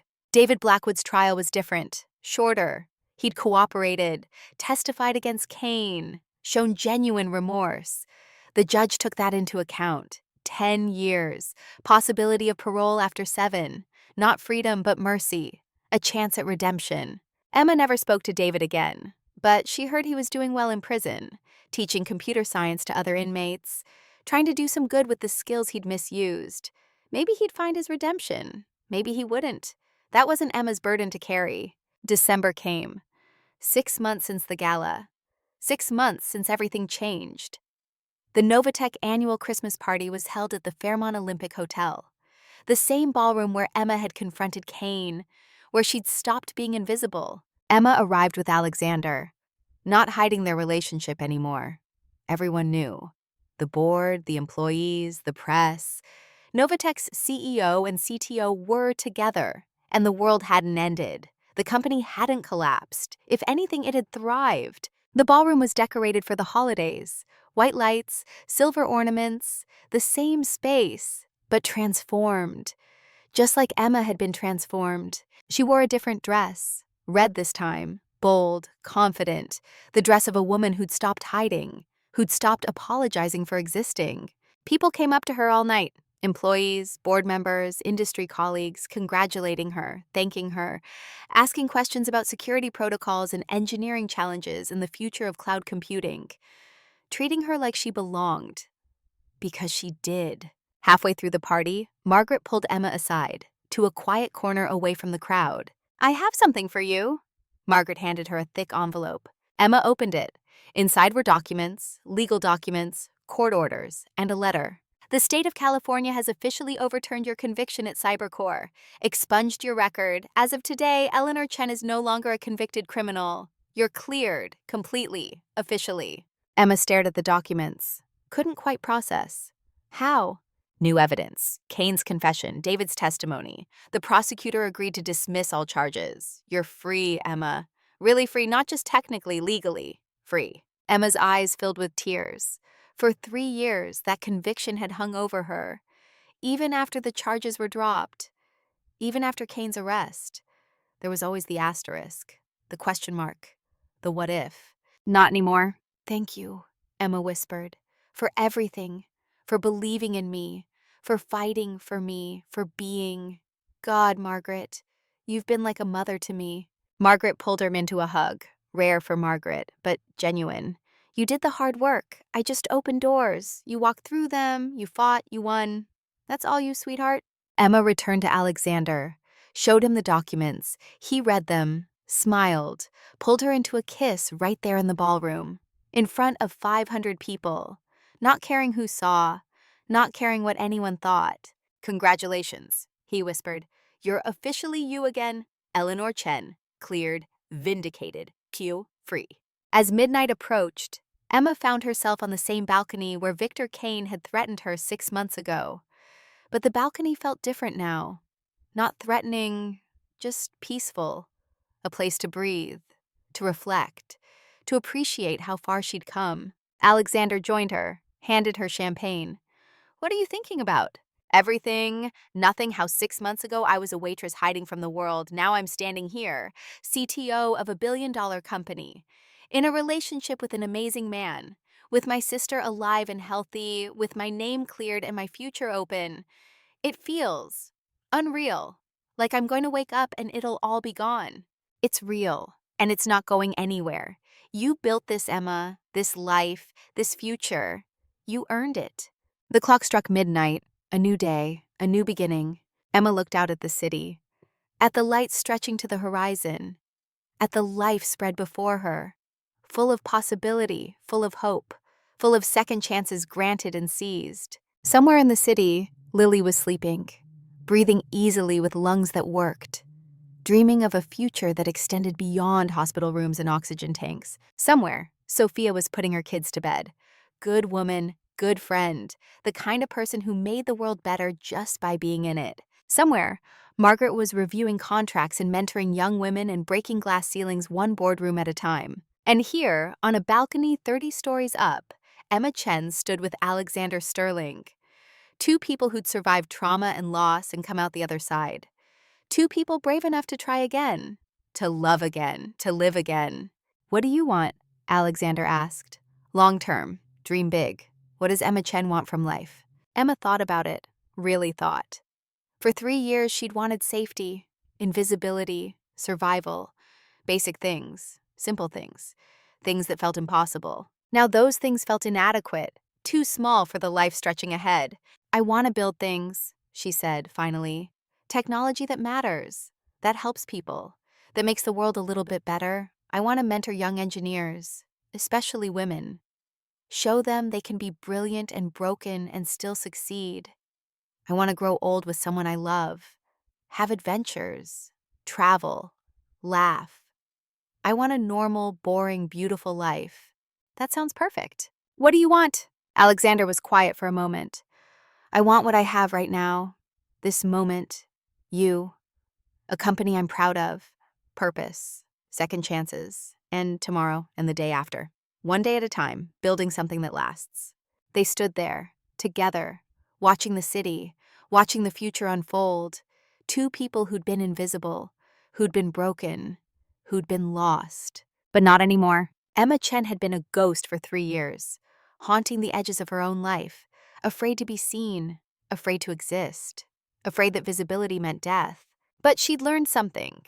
Visibility also meant life, meant connection, meant being part of the world instead of hiding from it, meant taking risks and facing fears, and sometimes falling, but always getting back up. The invisible woman had become visible, and in that visibility, she'd found not just survival, but life, real life, with all its beauty and terror and impossible hope. 3 years ago, Emma had lost everything. Her career, her love, her identity, her future. But standing here, on a balcony overlooking Seattle, with Alexander beside her and possibility ahead of her, Emma realized something. She hadn't lost everything. She'd lost one version of herself and found another, stronger, braver, more honest, more real. The old Eleanor Chen had been brilliant, but fragile, built on external validation, on being the prodigy, the genius, the one everyone expected greatness from. The new Emma Chen was different, built on survival, on choosing courage over comfort, on fighting for what mattered even when fighting felt impossible. She was both women, and neither. She was someone new, someone earned, someone real. Ready to go home? Alexander asked. Yeah. Emma smiled. Home. She had one of those now. Not just an apartment, but a place, a life, a belonging. Yeah, let's go home. They walked back through the ballroom, hand in hand, past people celebrating, past decorations and music and laughter, past all the trappings of success and achievement. But what Emma treasured most wasn't in that ballroom. It was simpler, quieter, more precious. It was the ability to wake up without fear, to exist without hiding, to be Emma Chen, not invisible, not running, just alive. And that was enough, more than enough. That was everything. 6 months had changed everything. And the best part? The story wasn't over. It was just beginning. Emma Chen, once invisible, now seen, and finally free.